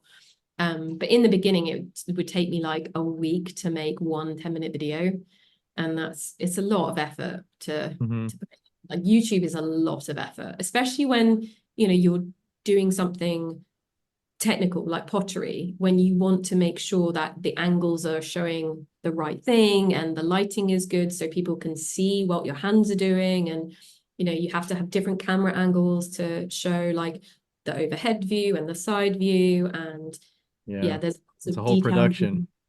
that you want to get across. So it's not just like rambling at the camera. It's like, you know, you want to actually explain the steps as they are happening. So yeah. And Is I put a lot of effort into it so that I feel like my videos are of a very good quality and not just kind of I just don't chuck any old thing up there. is the Patreon to that same quality, or do you draw back your quality a little bit to keep it more raw so that it's not so time consuming? Oh, Or is the it's probably the opposite. I probably put more time Oh, into because I'm okay. like And are those still like 5 to 10 minute videos, or are some of them like 25, you know? yeah, some of them are, I have videos which are like 2 minutes, which are kind of like quick tips. And then I have videos which are half an hour to an hour, which are like, Wow. they are like a full process video. Most of them I would say are between like 10 and 20 minutes. They're kind of like the average. Because I know people are like, they're busy, right? They've got lives. So they don't want to just, Yeah, so don't just put a raw video up and give them like I'm giving you everything, but I'm not like making it pretty for you. It's like, yeah, no, no, let's make it I like they're don't do that. paying for this. So, Yeah, yeah, I make it pretty too. Yeah. okay. I Yeah. have a question, and you can not answer if you don't want to, but That's like, cool. let's assume that you just did Patreon and like didn't do drops. Could you make like all the money you needed to make off of Patreon? Mm, no, Okay. What I if it don't was think so. Patreon and YouTube or like just strictly education resources? Mm, that would be tricky because uh it's quite complicated because my husband is a full-time artist as well, and he Oh, quit. he quit his job during the pandemic to devote his full time to his music, which is what he does. He's a singer-songwriter. So I need my my income to be at a certain level to ensure that we can both survive and we can pay the rent and stuff. So because he is doing that, I probably wouldn't be able to survive just on Patreon alone. Yeah. If we had a more he was in a 9 to 5 and had a paycheck every month, then maybe, but Yeah. not on my own. No, I wouldn't have said no. Wait, you should tell us your husband's like Instagram so everybody can go follow him and support him. Yeah, please do check him out. So his band are called Young Martyrs. And it's always annoying because I can never remember how to spell martyrs, but it's like, like a martyr, as in the church. It's Um, Martyrs. that's right. Yes. And his name is Tom Cornell, which is Corneill. But if you find either of those on Instagram, you will find his band, and they're kind of like alt country. Um, they're very cool, and he works very, very hard at it, and I'm very proud of him. Which one is he? I'm like so curious. There's okay, now I feel like Yes, you there's three, guessed. right? There's three, right? It's four. So there's four. I found a picture with three. Okay, here we go. So there's four. I will describe how they look. Are you Okay, on their website? I'm on The their Instagram. Oh, Their okay. I was first gonna say I'm picture. looking at their website for Okay, him. there's one specifically one that's in a hat and longer hair, probably like shoulder or like chin length hair with a beard, medium blonde. And then we have one that's got a mustache, a scruffy beard, not really a beard, with regular hair. And uh I mean he just looks like a guy. And then there's another guy. They all look different, but they all look the same, and that's what I'm struggling. Is that there's another one like the second guy has like flat hair and there's no like shape to the hair, and then the second guy has more like pronounced cheekbones, has a full beard, has like the flippy hair, I flip know you're doing a and great job of How many describing people are you exactly who describing you're here? talking That sounds like about. more than four. and I would say first guy is skinny. Um, they're all the same height. And second guy is bigger than first guy, but still not fat. Third guy is skinny. Fourth guy looks like a silver fox. And that Oh, one's your husband. Um, which can you show me the picture you're looking at? I want to see. Okay, so my husband is the guy in the hat I with was the gonna long say, hair. I oh, think your I was husband's the gonna guess. long-haired guy, the I was long-haired. gonna guess the hat guy or What the do you do? silver fox guy. Silver Um, fox? I'm gonna tell Rich that you call him a silver fox. He'll be Well, no, chuffed. okay, here's why. I have to explain why. So he looks like he doesn't look old, but he does have like voluminous hair that is kind of flippy. It's not gray. But he does have a beard and his cheekbones are high and he has more of like a firm look, and I feel Uh-huh. like that gives him the silver fox look. Like Yeah. um, he he's like not he doesn't look like a young boy skinny. You know what I'm saying? Like Ryan's young boy skinny. He's well, actually not anymore. He's got muscles now. But he hates it when I do that. That's why I did it. Um, but I feel like that guy, the last guy, would look really good in glasses and like be in a library. You know what I'm saying? Okay. Yeah. Yeah. Yeah. So anyway, okay, I was gonna guess either the hat guy or the silver fox guy is your husband. But the silver fox guy seems a little too old for you. They're probably not even that much difference in No, they're age, I not. would They're guess. probably not. I just think that he seems older than me. This is so funny. Yeah, She's You just can gonna send this clip. this will be like 1 hour and 30 minutes. You can send that clip to them. I'm gonna send it to him, but he's gonna find it funny. And Okay. everyone who listens to this is gonna have to like go and look at this now because they're gonna be like, oh yeah, that's who they're talking about. My one of It, my favorite things ever is to describe how people look. You do really well because I knew exactly who you were talking about. I was like, yeah, that's Andy, that's Rich, that's Lee. Yeah. Yeah, so your husband is the long hair guy. He's Tom. He's the lead singer. He's the ego. the Oh, should we ego. listen? Hold on. Oh yeah, put on one of their songs. And if you Google it, look up Young Martyr UK because there is Young Martyr. I think it's a rapper, but it's like YNG or something. Yeah. Really? Oh my gosh, I didn't know if they knew that. Can you hear it? No. No, it's blocking it out probably because it thinks it's background Oh, noise. yeah. He's good. I think they're really good. I think this time next year, guys, you're gonna know who they are. I Seriously. saw you went to like a festival. Yeah, they were at I Glastonbury. think that was maybe that was last summer. That was last year. Yeah, yeah. So yeah. And they've just been kind of picked up by a record label. So yeah, it's Ooh. Yeah.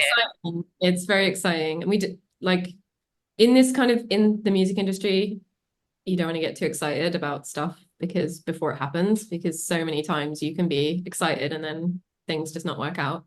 But yeah, this is a very exciting time for them, and I'm very happy that he's finally like getting somewhere, and because he's very talented, and I know I'm biased, but I genuinely think he is exceedingly talented, and he can write a song like just songs just fall into his head, and he'll be like, oh, I've just written That's the song, crazy. and this is like nuts. Yeah, and they're all very talented musicians. Like all of the guys are extremely talented. So yeah. Well, I hope they do.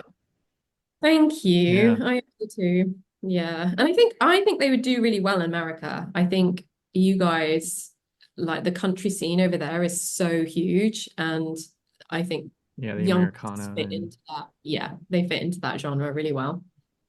Yeah. I'll go find them on Spotify. I think they're probably on Spotify, right? Yes, they are. Yeah, they're on Spotify. I'll find them on Spotify and then I'll just like play their music all night long. Oh, mm. yeah. That's really sweet. Yeah. If everyone can do that, that would be really great. Is there a better app that actually gets them more money? Oh No, yeah. doesn't exist. No. Buying YouTube? their Uh, yeah, they're just building that up now. So I don't know whether they've got everything on there yet, but they will do. So maybe YouTube would be probably be better. But to be honest with you, buying like their vinyl or their like a t-shirt or a hat is probably better than actually streaming. Please do still stream their music, but if you want to support them financially, Right. then streaming is not the way to do it. It's to actually like go and see them or buy the vinyl or buy their CD or like download, like pay to download their music rather than streaming. Yeah, Yeah. yeah, yeah. Yeah.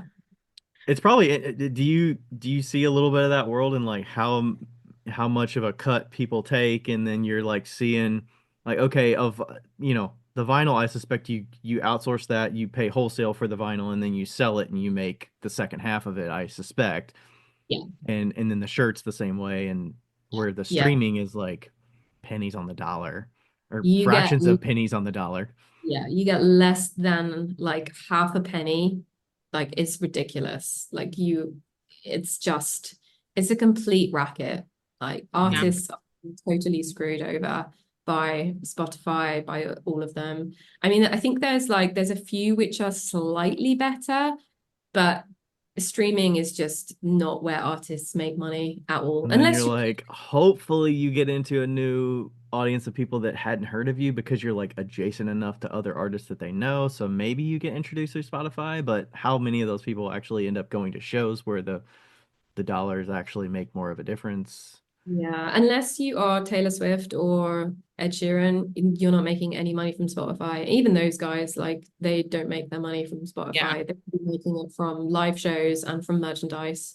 Like, that's how you support artists nowadays, is by actually going to see them and They're just by doing it because they're buying. expected to be there kind of thing. Like if Yeah, you you sell have your to. stuff on Amazon or whatever, and it's like, oh yeah, like I have to be there, you know? Yeah, yeah. It's like the same with us. Like, we have to kind of play the social media game. We get nothing back from it apart from eyeballs. And like Spotify is kind of like you have to do it. You have to kind of play the game. Because people will just expect you to be there, they'll expect you to have a presence there, but it's not, yeah, you would never actually be able to afford to make a living from music if that's all you did. Right. I had a Let's question that you brought up social media. Go ahead, Becca. Yeah, I was gonna say we should do maker of the moment, but you can do Ooh, your question first. Well, do your question, then we'll do maker of the moment. We're okay. probably running a little long anyway, so All right, so I did see on your website you had a blog post about your relationship with social media and Yeah, frustrations you had. That was back in 2023 from when I right. noticed it, but has that relationship changed these days with a relatively large following? I mean, now you're over 100,000 followers. Mhm. So I suspect there's some feelings there with how much engagement you're getting as well as, most people are not in that follower count. So are there some differences with that relationship nowadays? My relationship with Instagram and social media has been very tumultuous. It's a love-hate relationship. I think most people can probably understand that perspective. That I'm very grateful for Instagram because Instagram showed me, a whole world of potters and pottery, which I would have never encountered if it hadn't been there. And likewise showed me to that world. I access many more customers than I would just sat in my little studio on my own. And I am grateful for that. But I also feel like Instagram is just exhausting. And if I could have a business without it, I 100% would. me too. I obviously, I think we're all kind of working towards that, trying to not have our business on rented land, is like that old saying that we've all probably heard very recently. Um, but I can't live without it right now. Like my business probably relies on it too heavily to completely not have it. So yeah, it's a tricky one. Instagram is a tricky one because I love my followers and I love the community. And I wouldn't have met you guys if it wasn't for Instagram. Right? So No, you would have because you would have, yeah, yeah, you you would would have have. because your publicist emailed us. Oh God. Oh my The first God. book, Wow. not Yeah. digital, maybe Oh, that digitally just through makes that. me cringe so much. No, Oh, I think that's amazing. I would have never found out who you were other than that, probably. So really? I think that maybe Well, I followed you. Uh, Instagram, you were already popular on Instagram at yeah, that point, though. yeah. Yeah, maybe. But yeah, I am.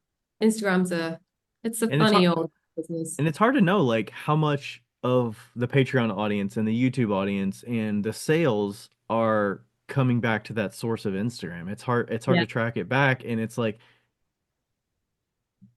you've put in the time and the effort for so much, um that you're getting the rewards of it, and then at some point you can step back from it and be like, okay, I don't want that anymore. But yeah, it's hard to know, what would that path look like if you had never introduced Instagram. It's Yeah. really hard to yeah. know. Yeah, it's really, really difficult. And like, but there are kind of insights that you can look at. So you can look at your website and I can look at my Patreon, have like, an insight of where most of your traffic is coming from. And actually, reassuringly, most of my traffic doesn't come from Instagram. Most of it is from YouTube and Google search and also Pinterest. So I don't know if you guys are Yeah. on Pinterest. Pinterest is huge for me. Like I get so much traffic from Pinterest because Well, Are Your you pod active is very there? trustworthy.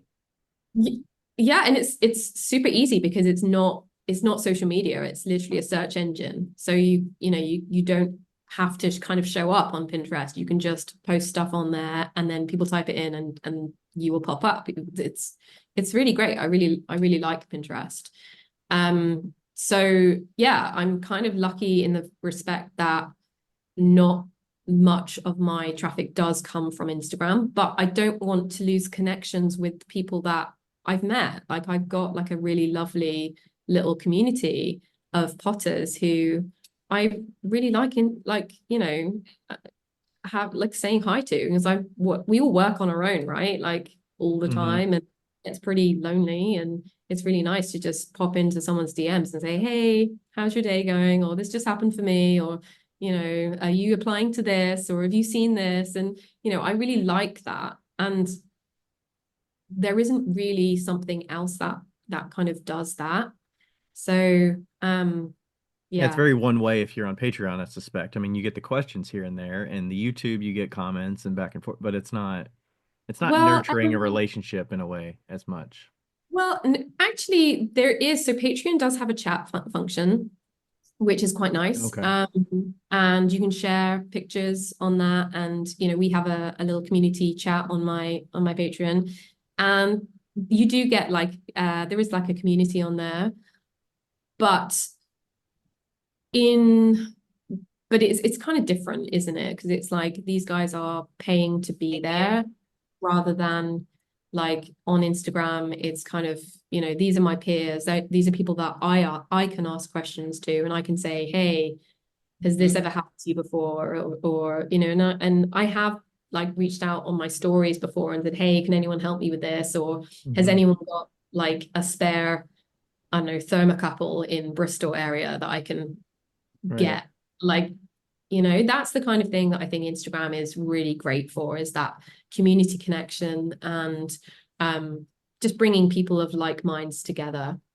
But then that's kind of like there is a dark side to that as well, isn't there? Like politically. So So yeah. how would you recommend folks treat that as someone that may be striving to be kind of at your level of like followers and they're striving to get more and more and get to a certain like they expect that there's a certain thing that might happen when they get to a certain level of followers and hope that it's like Yeah.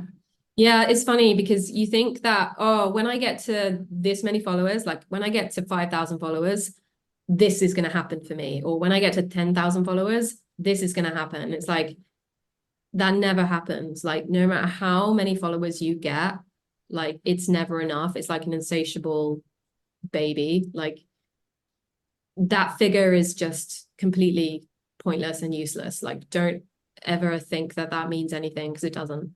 Like you don't get a pound for every follower. You don't get anything extra. You just probably get a little tiny bit more, I don't know, weight behind you if you approach a brand and say, hey, like cut that out, or like do you want to work together? Like that's probably the only right. thing you get. And I don't really do that very often. So yeah, I would definitely recommend for people who are at an earlier stage in their business to focus on their mailing list and get that going, and try and direct people more towards that direct access rather than focusing lots and lots of energy on building your social media. Unless that's what you want to do, you want to build social media to be an influencer, then that's great, that's perfect. But if you want to be a potter, if you want customers to buy your pottery, then I wouldn't have said that that's probably the best place to put your energy. Mm-hmm. Yeah. At least it shows that there's a lot of options out there of how you can make money these days. I mean, I don't, Yeah, you definitely. you can 100%. go strictly into um getting those brand opportunities or if you're entertaining and maybe you don't want to spend as much time on the skills building of the work, or you Yeah. can just be like, I just want to focus on making work. There's somebody that is like kind of old school. He's got an Instagram and he makes big pots and it's like flower pots, and I it's just fascinating to watch him throw. And I think Oh he's in the yeah. Is UK. that I Gabriel Nichols? Yeah, Yeah, yeah, I did yeah, I yeah. did a workshop with him. He's cool. Yeah, he's a cool guy. And Yeah, it's like, wow, that he's process got a and just huge following. focus. Yeah, but he's got someone who does that for him. So he doesn't do his Instagram or TikTok. He obviously does the videos, but someone else like manages the accounts. So Yeah, Who yeah, find is out this what works for person? you. Gabriel what? Gabriel Nichols is his name. Or Gabriel Nichols. Gabriel, yeah. Gabriel. Yeah. It's Um, like a lot of red or brown clay, kind of. yeah, it's earthenware. It's lots of Oh terracotta. God, he is like the definition of a country potter. Yeah. Yeah, yeah. He's been doing it since he was 16. He's got hands like you would not believe how muscular his hands are. They are like incredible. It's nuts. They're like shovels. They're so big. It'd be He's like, got like nice to meet you. Don't crush my hand, please. yeah, he's got like this extra muscle like on the like side of his thumb that I've never seen on anyone else before. He was like, "Yeah, let me show you my like this muscle that I've got. That's just from throwing like massive pots for like 50 years." I was like, This "Whoa, magic muscle. that's nuts." Yeah. But yeah. Yeah, check out his Instagram. He's really great. Okay, while we're talking about Instagram, do you want to talk about Maker of the Moment? Do you have somebody Oh you want to shout out for our yeah. newer I'd love segment we've been doing the to. last few weeks? Yeah, so I love this concept, guys. It's really nice. So my maker of the moment isn't actually a potter, but they are someone who's like hugely inspirational to me. I love her work. So she's called Lanessia A. Roos, and her Instagram, if you want to check her out, is LAR Art Studio. And she is an incredible painter and collage artist. She also does a lot of work with words as well. And she's based in Virginia and she spends her time between Richmond and also Texas. And her work is just so Wow. beautiful. I was telling these guys earlier that I saw one of her paintings popped up on Instagram and I immediately just fell in love with it. And this was like years ago, talking about like 5 or 6 years ago. And this painting has like haunted my psyche ever since. And it's just one of the most beautiful things I've ever seen in my life. And if you scroll back through her Instagram, you'll probably be able to pinpoint it, which one it is, because I think it's just absolutely stunning. And yeah, do check out her work. And she has a Patreon as well. So if you really like what you see and you want to support her, then go over and have a look at her Patreon. But she is a very inspirational person for me. And I was lucky enough to meet her when I went over to Nsika last year. We hooked up and just went for coffee and we ended up talking for like 4 hours. So it was great. Wow. Yeah. Now And I you just feel like if I don't choose the right painting, I'm gonna like Yeah. Fresher. wait. I know, I Can was you feeling the same thing. wait? What? Okay, the painting that you because I've already scrolled down. The painting that you loved was it figure? Is there figure in it or is there no figure? No, no More figure. Is abstract. it the It's black one? abstract. No, it's not. It's not the one with black on the top? Well, No.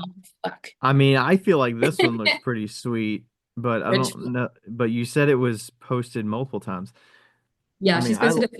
I love this one. Oh, I mean, that is absolutely stunning. Look, they're both of those are beautiful. Should I show you which one it is? Yes. Yes. I'll post it on the maker of the moment so that you guys know. This one. So this one is Ah, Okay, so okay. Yeah, I yeah, saw the yeah. zoomed in detailed a version of that. gallery shot of it, Yeah, yeah, but it's yeah. just absolutely just freaking beautiful. I love it. How big it? And Let's see. Is someone there posted on her Instagram a few months ago that they bought that painting, and I was so jealous. I was like, "Oh my God, you've got my painting. That's 20 my painting." 24 inches by 28 inches? Yeah, so Okay. it's quite that's quite small, right? That's quite wee. 2 feet by a little over 2 feet. Yeah, It's not too perfectly bad. formed. I mean, it's about, yeah, it's maybe about the size of I this don't kind of even know gray, this what the gray title thing is here. Yeah, it's not of that one. super massive, but Oh, The Depths, it's called. That's the title of the painting. It's called The Depths. They're all very good. Yeah. And I love the one actually um two posts underneath that, which is called Out of the Night Daybreaks. That is stunning as well. Yeah, check out her work. And it's very I feel like it's quite glazily. Like you can imagine that Yeah. converting really well in glazes. Right. Yeah. Becca, did you want to call one out today, or do you want to just say this for Kara? No, I got one. Oh, okay. I feel like this is group activity, so All right. but I just realized that I didn't highlight hers. Okay. So mine is I already posted it to the story, but because I wanted to get ahead of the game. Mine is Clay by B. So it's clay.by.be and it's B Rose. It might be because I've always kind of loved the name B as a first name, but it's fine. Very like painterly, very color, very textural. And I think it's Oh, yeah, that's cool. and I don't know if the textural is like actual physical textural or if it's just like Yeah. painter, I've like seen that work in person in Asheville. you have. Hmm. Really? At the Odyssey Clayworks, I believe, is where I saw it in their gallery. It's so cool. I really love how the pattern has like bled a little bit Yeah. into I love that. That's really cool. Yeah. And I think that this is also one of those things that like we're talking about Instagram and she has 2,700 followers or 2,700 followers, which Yeah. is in Instagram world not very many. And like the fact that Ryan's already seen their work in a gallery, like that just proves to show you that you can do great things without the internet. Absolutely. Yeah. I don't know It's if that's the For her. gallery that she works out of. I think she is in that area, but yeah, it's gallery level work still, you know. oh, 100%. Yeah. It's And And like, yeah, it's just absolutely like I just thought they were really cool. And what Kara, I how this started was that I was kind of like on I don't really go on the like explore page very much on Mhm. Instagram. And I was there and I was like, wow, I've never seen this potter before. That's cool. And I was like, that would be cool to like highlight people that, I love that. Yeah. may not be noticed. So Yeah. that's exactly what happened. Oh, that's awesome. I really like that. Yeah, I mean, that's the cruel thing about kind of Instagram is like not everyone who deserves to have a big following has a big following, and there are a lot of people who don't deserve to have a big following who have a big following, and it's Yeah. just yeah, it's really inconsistent and fucking unfair, actually. So yeah, oh, Ryan, that's what's yours? All right, so I I was trying to pick between the three that I hadn't mentioned yet on our list. So I'm gonna go with Lucy underscore B. We got the B another thing B. going on. Yeah. BE dot ceramics. How ironic. So Lucy Yeah. B, she is in Australia. Oh wow, yeah, I love that. This is So insane. it's There's a little bit of crossover there between them, actually. yeah, with the kind of the glaze melting and Yeah. It doing must some be kind of fake. yeah, doing some kind of painting with glaze a lot. Love Um, her kind of shapes. it kind of reminds me a Really. little bit of Charlotte's work, I Becca, was thinking that from too, yeah. yeah. Also, I wanted to tell you that Charlotte, I'll send you their profile, but she came across the same issue and like she actually made a pottery notebook too, but she's not gonna yeah. It's Um, yours is like for like super simple and like straight to the point. Hers is not. Okay. Yeah, Yeah. but and it doesn't have like the stuff in it, but she just made it for herself and she was showing us a thing Oh, and I thought it was so cool. that's So yeah, awesome. Like, and everyone kind of like figures out their own ways of working and their processes, don't they? So And I'm not surprised that someone else hasn't thought, hey, there should be this. Like Yeah, for sure. Yeah. this needs to For- exist. So yeah, it's cool. There's room for everyone, right? There's enough potters to go around. Yeah. 100%. If I had to describe Lucy's work, I would say it kind of reminds me of like the what do you call the couches that have the tufted? Is that right? Tufted couch or like a tufted pillow? Is I that don't know. is that the word Oh, where it's got the like a buttons and like a Chesterfield. Like a Chesterfield? Is that what you mean? it's got Chesterfield? it's I think tufted is the right I word. think I know what you mean. Where Yeah. it's got the buttons and then it's got kind of The the the kind of leather is like rounded all shape. stretched over Yeah. the yeah. Um yeah, that's kind of how I would describe it. I think Yeah. tufted is the It's right that's word. very Yeah. cool. I love her teapots. Beautiful Me teapots. too. Amazing. I'm Teapots are not so fun, aren't they? I'm not typically a teapot person, but I really love hers. Oh, I'm a very teapot person. Well, you're very I am a pretty. very teapot person. I freaking love a teapot. Yeah. That is like, isn't that in your DNA? Like, isn't Yeah, pretty yeah. much. Yeah. Do you do the breakfast tea every day?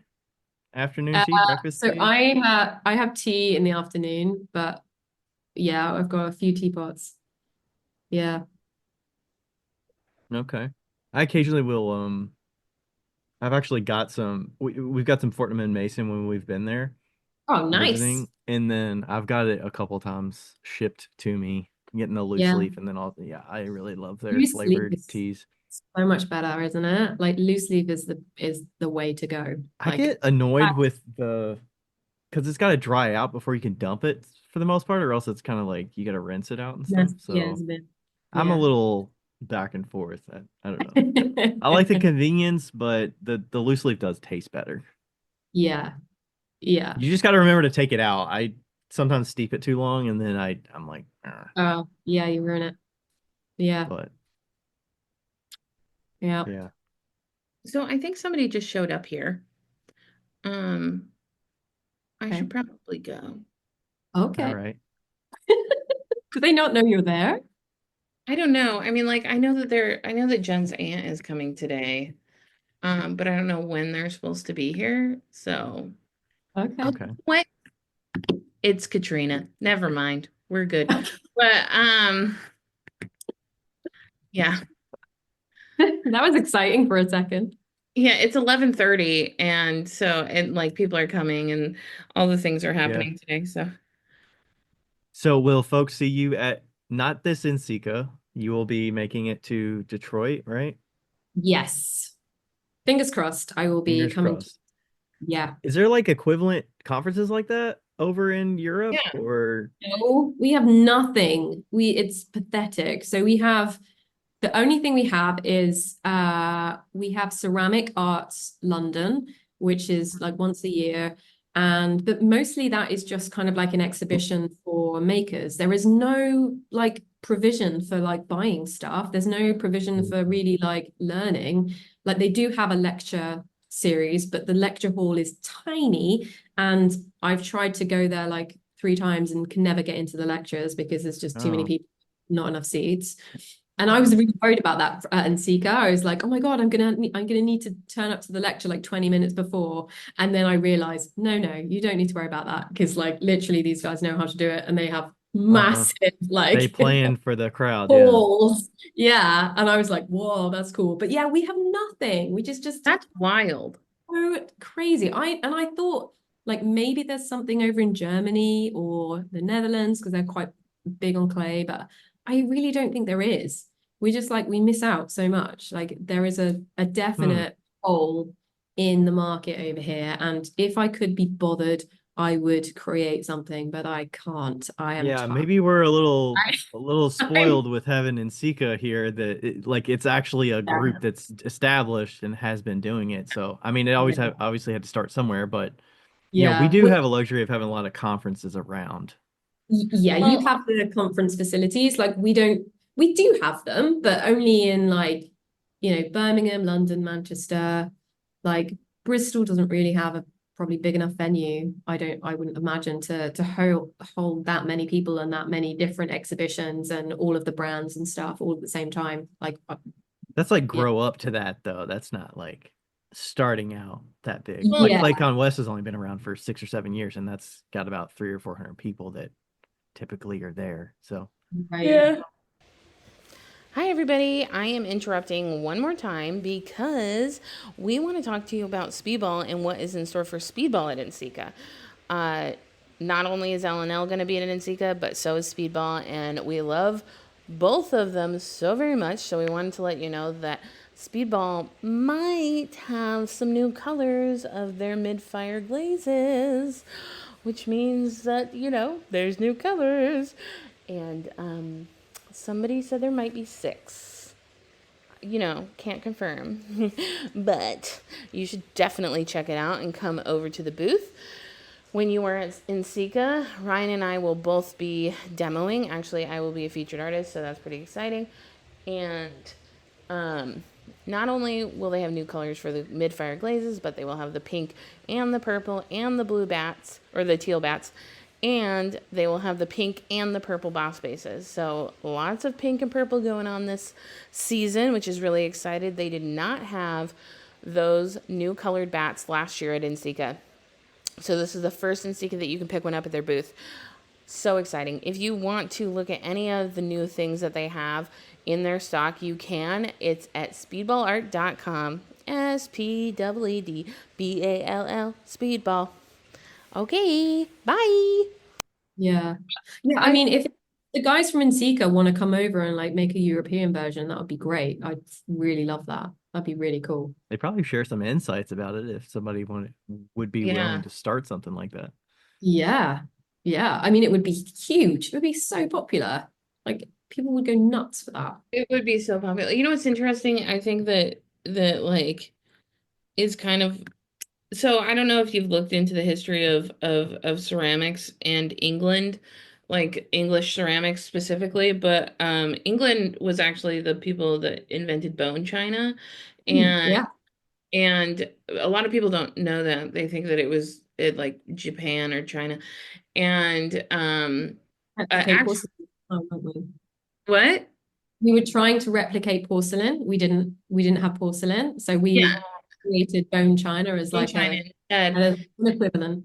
And It's there's a lot, and like there's a lot of taking from the like Chinese and the Japanese taking from the English and the English taking from the Japanese and Chinese, and it's been like a big like fight of Mhm. of like style and clay for so many years. But I wonder if the reason and due to that, the history of clay in Europe is so different than the history of clay in the United States.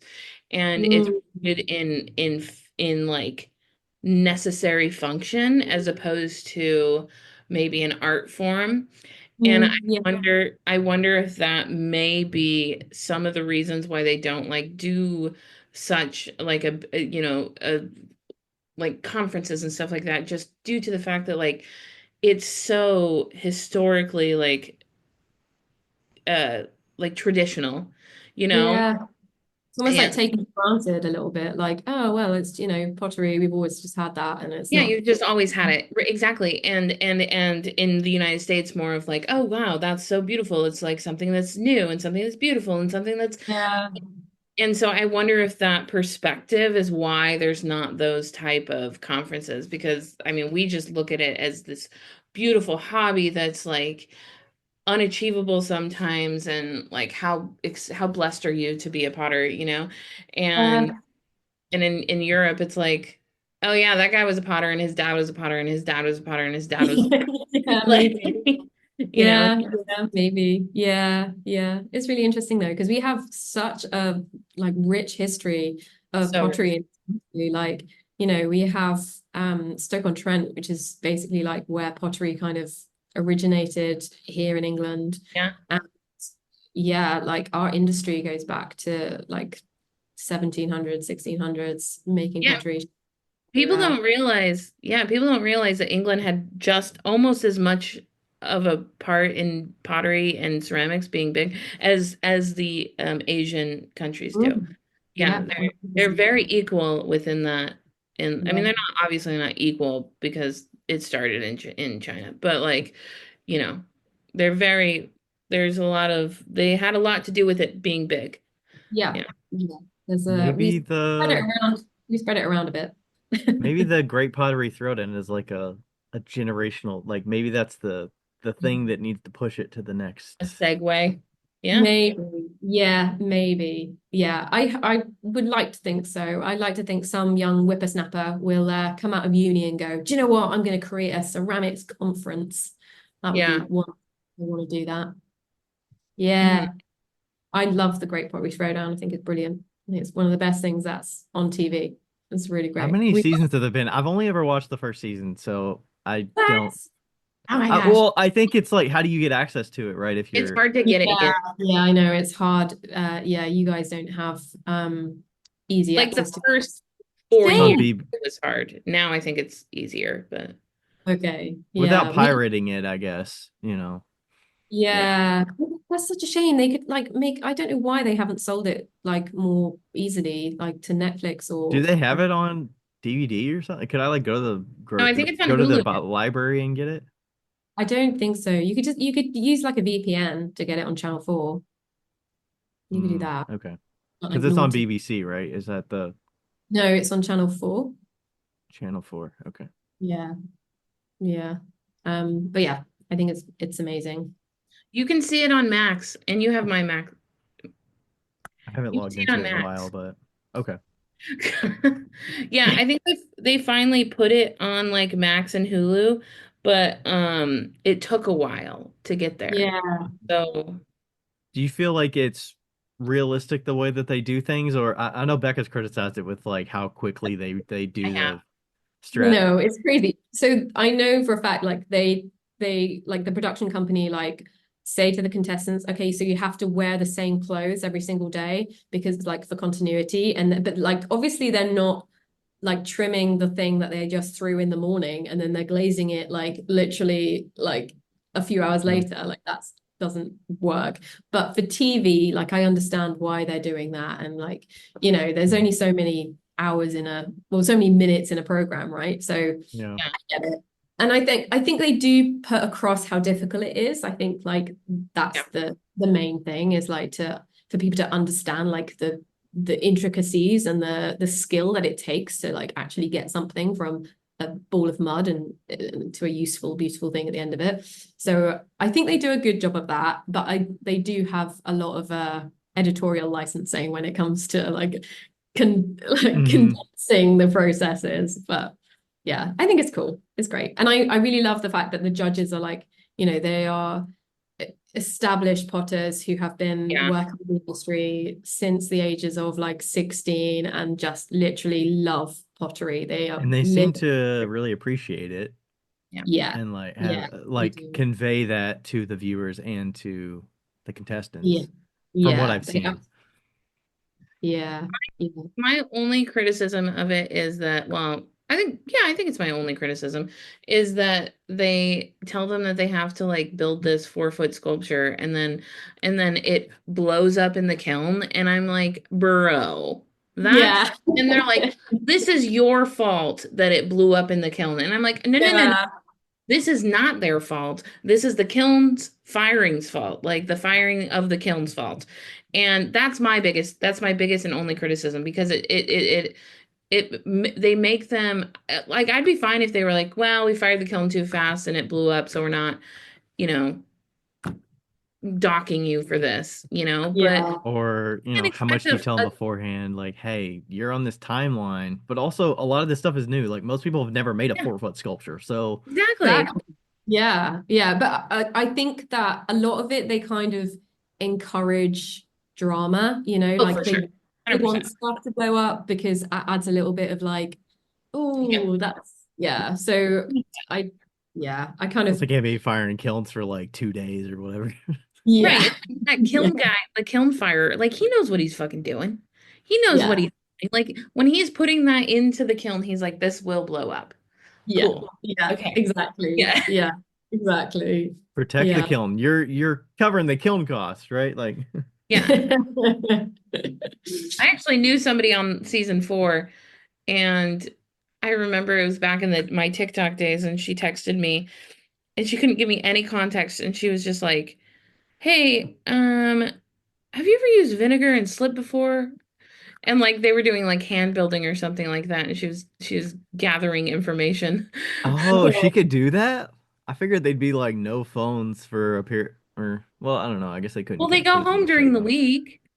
Like, Yeah, and they practice. So, they yeah, kind of like everyone's rubbish in like week one. Like everyone turns up and they're like pretty ropey, right? And then by week three, they're like amazing. And you're like, how the hell did you get from like that to that? And it's like, because they all go home and like they practice. So they're all like Okay. literally on the wheel practicing like I crazy. figured they were just staying on site and they just work 24 hours a No, day in the no. studio off no, they camera. go home. Yeah, They That's no, go they what's go. home. so lovely. That's what's so lovely about the British television is that they do let them go home and they do let them like continue their job and like do all that stuff. And it's like on the weekends that yeah, it's like very, Oh, okay. oh yeah, because like I'm sure they're not paying them at all. But They like, probably get like a stipend to like, the yeah, inconvenience. They wouldn't be like being, they still have to have their job. Like they'd still right. be back to their families and Yeah, and in the I United know. States, it's like sucks for you. Yeah, Like, they're like, you've got to be here for yeah, 2 months or whatever, 6 weeks straight, and we're gonna have you on site and we're gonna be filming everything. Like, yeah. Wow, yeah. The only place we can't film is the bathroom. Oh, Like, wow, oh my gosh. you gotta Yeah, be no, on constantly, probably. I don't yeah, think they probably get many applicants if they'd They had a they had was a Canadian throwdown, I think. I don't I know if did. that was. I think that also already went out, right? That was. I don't think they renewed it, but I hadn't seen that one No, either. I was curious how that kind of compared. Seth oh, Rogen, the like M the person that the MC, like the funny person. Yeah. uh, yeah. I'm really shocked that they haven't just like sold the concept to like a production company in the US and like, just let them I've do heard it. there's been attempts or something, but I don't Okay. I don't know. Yeah, I mean, Yeah. there was one that they did in Washington that was like really focused on like BIPOC and like Black communities and like marginalized people. Uh-huh. But, but I think that was the only one that I remember seeing. And Like, fully self-funding that is tough. Like that, I think Oh, that and one was fully yeah, I self-funded. saw that. That was really cool. Yes. yeah, it was That's really cool. awesome. Yeah, that was really great. I hope they do that again. Yeah, I'm sure it was I very was, expensive. didn't that just go I out on think we're YouTube? waiting to see it actually like Oh, okay. published. Right. Okay. Oh, But yeah, I saw that pop up on Instagram for me. That's really wicked. Yeah, Yeah. yeah, yeah. yeah, I suspect it would have to be something associated, but obviously the big groups like an Ensika or something, or a huge if there was a huge studio that was willing to fund it or partially fund Yeah. it, and then they're like, you can host everything at this studio. Like if Queen City Clay wanted to host it, for instance, and like made it, which is near where I live, and it's like one of the biggest studios in the country. Um, Really like if great publicity for them because like everyone would want to go there and like visit the place and if they had like workshops and stuff that people could join then Yeah. that would be really cool. Well, and see, we have size is another issue, right? Because like what in the Great Pottery Throwdown in Great Britain, they can go home, every week because they don't have as much of Maybe do that. So a we're only space. like 4 hours away rather Yeah, than exactly. Like, oh, okay, I had to drive 4 hours tonight to get home, but like the only way if somebody came from Seattle and wanted to be in a pottery throwdown in New York, it would take yeah, 6 hours flying to get there. So it's like, they kind of have to stay. yeah, they kind yeah, of have to stay. yeah, that makes sense. Look at Yeah, us solving world problems. I know. This is why we work in pottery and not in production. Yes, exactly. Yeah, Yeah. exactly. Plus, it's like, do I want to spend my time making pots and selling pots, or do I want to spend my time doing all these other projects that, like, yeah, they're fulfilling, but like, do I want to focus on that for a like how much work is involved in doing A that? lot, I should imagine. And you A kind of lot. hear, I don't know, like I got a glimpse of that with Insika being hosted in Cincinnati, like all the work that's involved to Mm. actually host an event like that and coordinate exhibitions and galleries and Yeah. To artists do and all it that. really well, I should imagine like it takes a freaking army, right? And a lot of money to do that. Hmm. Yeah. And most of the people helping are volunteers anyways, and then you're like, Yeah. ugh. Yeah. Whew. Mhm. All All right, right. Kara, what is the book? When can people, where do you have a recommended place people should get it? Um, their Maybe local depending on where bookshop they're would, at, but yeah, the local bookshop would be preferable because we all want our local bookshops to survive, right? But if that is not an option for you, then you can get it on Amazon, of course. You can get it on Blackwell's. You can get it on Dimmicks. You can get it on BAM, I think Books a Million. And there's a few other places, but if you check out my website, then there are all the links where you can get it. So there's various links for various countries. And it's called the Essential Pottery Notebook. And it is out Monday in the US. In the UK, it's out in March, so the 17th of March, and then shortly after in Australia as well. But yeah, wow. Cool. I hope you all love it. Can they get both books from all those places as well? Yeah. Yes, yeah, all those places. Yeah, yeah, the books are available from all those places, both of them. Yeah. Can you get it from like Barnes and Nobles? Is that a thing that is? Yes, you can. Yes, Barnes and Nobles. Yes, you absolutely can. Yeah, and Waterstones as well if you're in the UK. Okay. Basically most big bookstores Okay. will do it. And most small bookstores, if you ask them to do it, then they will probably order it in for you. Yeah. Great. That's good to know. Thank you Yeah. Sweet. so much, guys. This has been Okay. so Appreciate What's it. your Instagram? My Instagram is Kara Leigh Ceramics, which is Kara Leigh, which is Leigh Ceramics. And that's my website is my name, which is Kara Leigh Ford Cool. Ceramics.com. Yeah. Awesome. Nice. Well, appreciate the time. It was great chatting with you.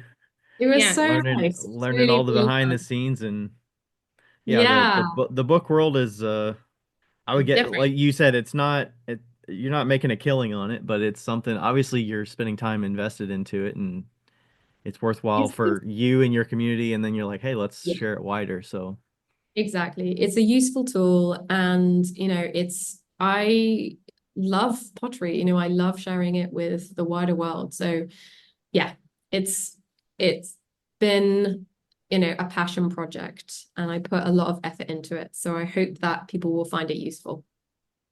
I think they will. Thank you. yeah. That's very I'm sweet. excited to use it. I'm gonna use it. Oh, yay. Yeah, I want That's to really see mine on cool. my doorstep. Yes, We'll well, get you it should be shortly. there very soon because you're not. It'll probably come today, Ryan. Yeah, I'll be Probably. looking out for it. Yeah. Yeah. And if one last thing, if people do get the book and they find it useful, reviews are so important. Like they help other people find the book and also help them decide if it's right for them. So if you enjoy the book, then please pop up a review from where you purchased it. And that really, really helps me. Sweet. Thank Yeah. you. Thank you so much, guys. It was really lovely chatting to you and seeing your faces. Yeah, Yes. you as well. You. All And right. yeah, we will catch up on the gram, I expect. Yep, Yep, we'll Ryan. be there. Yeah. All right. Thanks everybody for listening, and we'll catch you next time. Bye. Bye. And Becca, you got to stop it. I'm working on it. Okay. Hey, everybody. Thanks for listening to another episode of Wheel Talk. This podcast is made possible through the contributions of all of our listeners who always ask us great questions, leave us reviews, and contact with us through social media. Thanks to all the fellow makers as well who take time to be interviewed and share about their lives and businesses. And thank you to Ashley from Boldover Ceramics and Lindy from Lindy Garner Ceramics for their assistance on the Whale Talk Podcast Instagram. You are invaluable. Thank you to everybody.